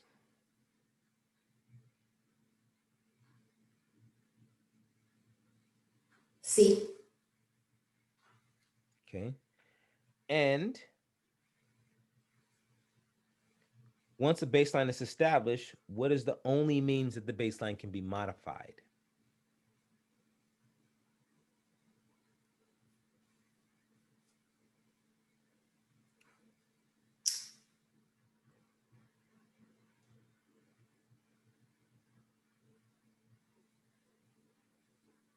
T. You said C. C? Good, good, good, good, good. Oh, my colors in the way. Come back. There we go. C or D? Wait. I feel like we didn't go through change requests yet. We haven't talked about them yet. Okay, then, But don't let that be a deterrent. okay, What are you naturally inclined just by reading this? So look, remember this. Baselines can be modified as needed, verification from the sponsor, change request approved, project manager has the authority. Those are your 4 choices. Can you D. modify as needed? You need Yeah. verification from the sponsor. Do you need a change request approved, or does the PM have the authority? D. D? Okay. Mhm. Let me ask you this question. Do you have the authority to modify a baseline? Meaning, do you have the authority to modify how long a project is going to take, or how much it will cost, or what the scope of it is? No, I don't. If you were to change any of those, what would you need to do? Or if they were going to be changed, what would need to happen at your company? I would need to discuss with some people before making the change. And then those people would need to do what? The people Get you their discuss buy-in, with. Get their buy-in so that they can approve the change. uh-huh. Oh man. It's okay. It's okay. So okay, you got the benefits baseline. Good, you know that one. But the idea from PMI, and I think we're building a rocket ship and we just made a change. Do you think it's going to be okay for one person to just modify that change? Or do you No think that, like, way. yeah, they got it? So when you're taking the exam, oh, and I didn't mention this, and it's early, but let me mention it now. See, I feel like we're on day 2, even though we're halfway with day 1. So when you're taking the exam, first of all, you're in a strong matrix environment, right? That, like, these are assumptions that aren't written, but these are assumptions that you will find if you go to PMI's website. And sadly, they don't just promote this. Like, you have to go search for it. So many people take the exam and don't know this. So when you're taking the exam, the assumption is that you're in a strong matrix environment, not weak, not balanced, not projectized, not functional. You are in a strong matrix environment, and you are an assertive project manager, right? The idea is that you have a project that takes 1 year, cost $10 million, and has 200 resources. And the reason why is that's what the average project is. When you start taking into account like the mega projects, the $1 billion projects, and when you tally it all up, the average project is $2 million, takes a year to complete, and requires over 200 different resources to do. Okay. So when you're taking the exam, you got to think, I'm building a $2 million rocket ship. So anything, like, when you think about it from that standpoint, and I'm building a $200 rocket ship, and I'm rooted in a culture that says double check, measure twice, cut once. Let's keep that in mind. And I'm going to take the most assertive and aggressive action. So if a baseline's established, I'm not just going to modify it. I'm not going to verify with the project sponsor. I'm going to get that modification approved. Right? So that's the Got it. idea. Got it. Okay. Okay, I think we can do one more. We got 6 minutes. Well, let me ask you, do you have any just questions or things you want to talk about, or anything that's along the way, anything you're interested in for our last 6 minutes? Or should I just do one more process? Yeah, I think things are clear in my head right now. So if you want to move forward, you can. Yeah, that's the best Yeah. compliment I can get. If everything is clear, nothing fuzzy, Yeah. yes, move on. Okay. Not yet. All right. It's our last one for the night. We're ahead, so this is good. All right. So plan scope management. All right. So this is a how, nothing specific to the project. So we're not trying to come up with the project scope here. We're not trying to uncover it. We're not trying to identify it. We are trying to come up with a plan to develop it and identify it and get it approved and then complete it and manage any changes to it. That's what we're trying to do here. All right. So that's what planning, scope management, and then developing a scope management plan. It's going to tell us how to do our business. All right. It's our approach. I want you to write that word down. Management plans, because these are key words for PMI. They'll say, which of the following documents outlines your approach? Which of the following documents acts as your guide? GUIDE. Which of the following documents determines how you will proceed? Determine how to, that's a real ugly how to, but proceed. Okay. Okay. So those are like the three keywords: approach, guide, proceed. If you get any question on exam that uses those terms, they're not talking about a document, they're talking about a plan. And you should be so confident that you should just stop reading, go back and look at the A, B, C, or D, and is it a plan? And if there's more than one plan, then you got to go read the question. But if there's only one plan and 3 documents, you don't even need to read anything. The only thing from PMI that will have an approach, that will act as your guide, that will document how you will proceed. And there goes the how, the key word in there is a plan. All right. So if you keep that in mind, that'll help you. And I'll say that a bunch more Okay. times, but that's what these plans are. All right. So we're gonna determine how we're gonna create the scope, meaning are we gonna email it to everybody and get their feedback and compile it? Are we gonna get people in the room? Will we use a template? Right? How will we validate the project? Will somebody sign off on it? Do I need email approval? Is DocuSign suffice? Do I need a wet signature? Do they physically have to see it? So that's what we're trying to do here is we're trying to come up with the how for this. All right. So we'll create the plan after we get the charter approved. And then based on what we're doing, right? If we're doing a waterfall, if we're doing an agile project, we're going to think about that. And, a waterfall project should have lower expected levels of change. I would imagine that your projects are sort of a hybrid because it's based on what the customer tells you, there shouldn't be any changes, but the customer doesn't always know their own environment, or they tell you things and sometimes they're wrong, and you figure it out in the back end. So that's kind of the idea of planning scope management. It's like, okay, how are we gonna attack this puppy? And that's what we see here. So all the necessary work to complete the project, we want to come up with how to define that, right? We're not defining it yet, just we're coming up with how. All right, so we want to come up with the plan. And remember, I told you there's two for this one. If we have scope, then scope has requirements. And so we'll use these tools and techniques on these inputs in order to develop a plan. All right, so it defines how the scope will be defined. There goes our how. How. All right, it is a subsidiary plan. You'll see that term a lot. The 12 subsidiary plans. Change, configuration, scope, requirements, time, cost, quality, resources, communication, procurement, risk, stakeholder engagement. Those are your 12 subsidiary plans, right? And you'll figure out when we say defines the processes too, this is now your tailoring. This is where you're now saying, okay, this is how we're going to create the scope statement because that's a process, right? And this is how we're going to break down the work. That's another process, right? This is how we'll get it approved, part of the project management plan.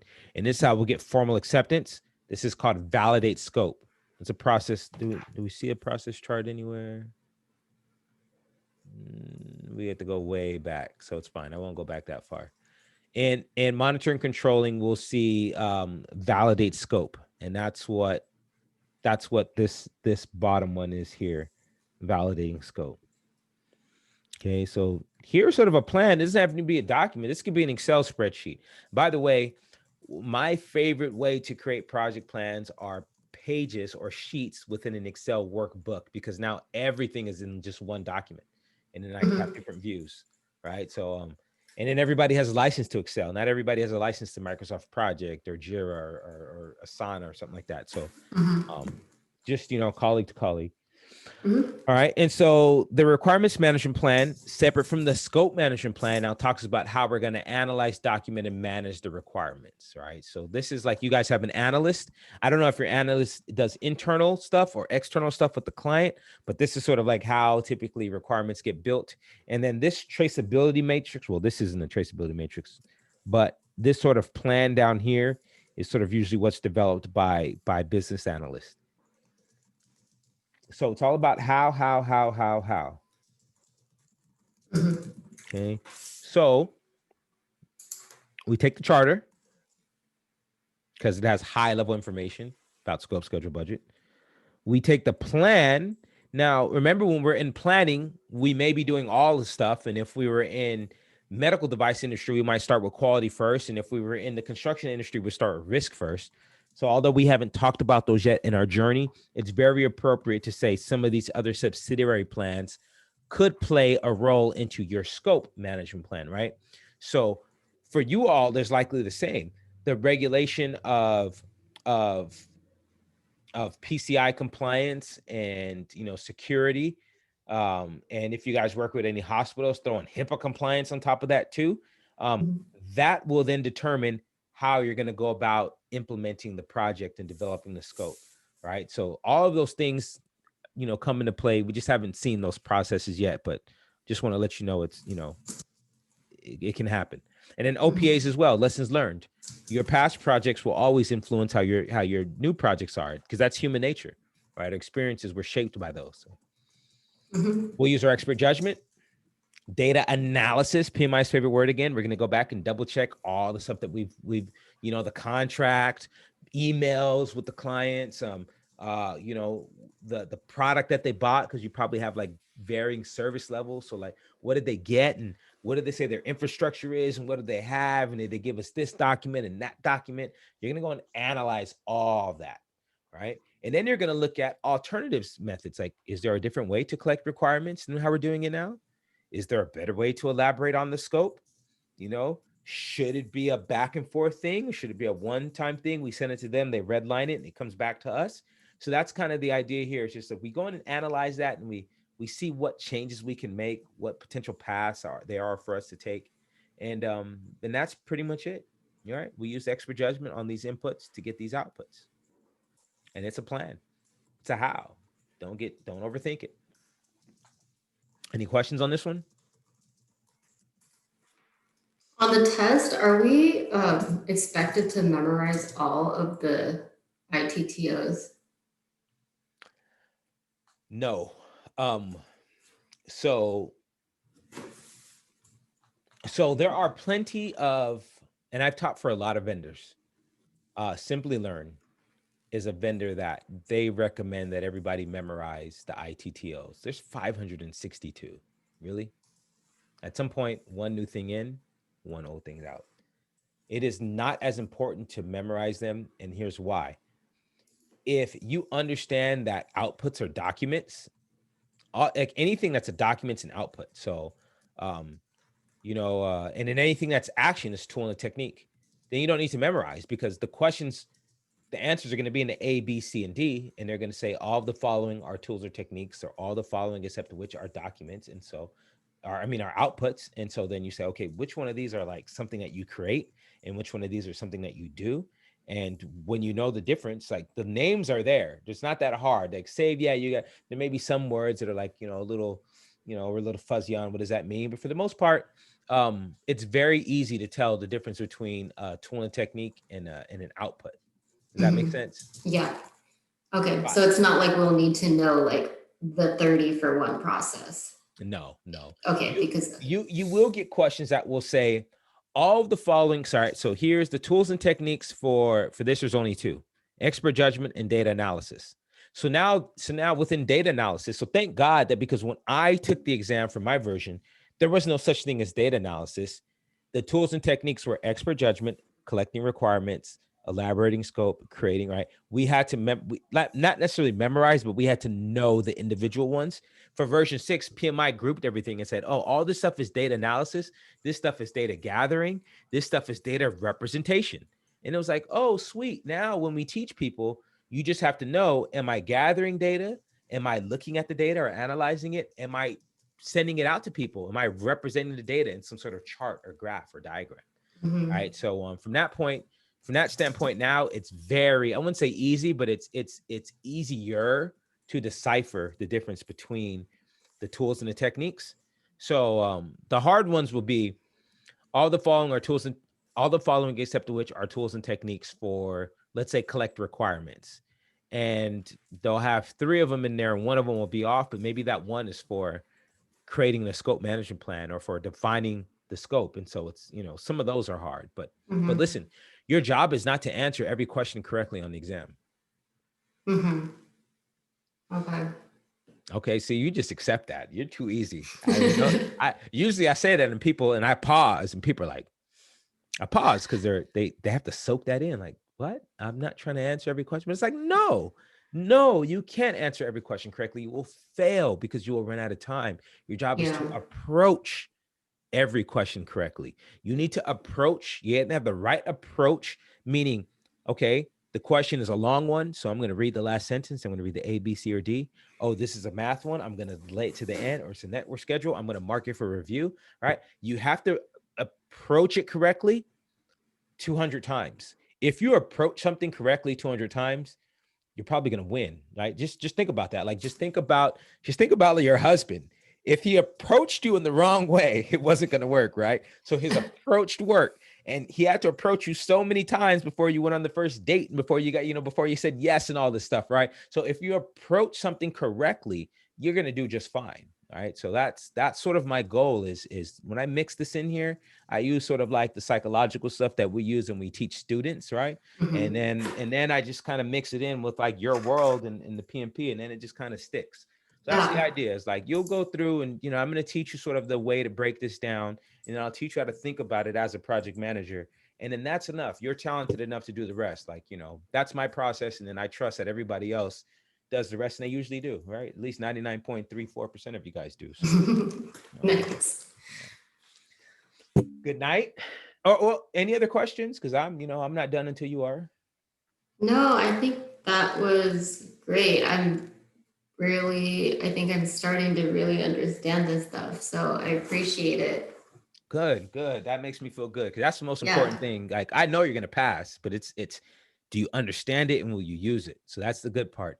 We Yeah. have this. What's today? Thursday. Yeah. So tomorrow off. I will see you Saturday at 9 a.m. Mhm. We will 9 go a.m. from or 9:30? 9:30. Thank you. Okay. Thank you. We will go from 9:30 to 12. We'll go 2.5 hours. Okay. We'll take a half-hour break from 12 to 12:30. And then we'll go from 12:30 to 3, 2.5 hours. Okay. All right. So that's how we'll Works do for it. me. You know, we'll do it on Saturday, and it'll be pretty cool. And yeah, it's laid back, chill. It's just me and you. So if you have any questions that come up from now to then, or, you know, even think about this in the context of your work. And, you know, and if you have questions on that, I'll definitely answer them then as well. Awesome. All right. Appreciate it. All All right, right. Karen, Thank have you, a good night. CJ. You You're too. welcome. Bye. Bye.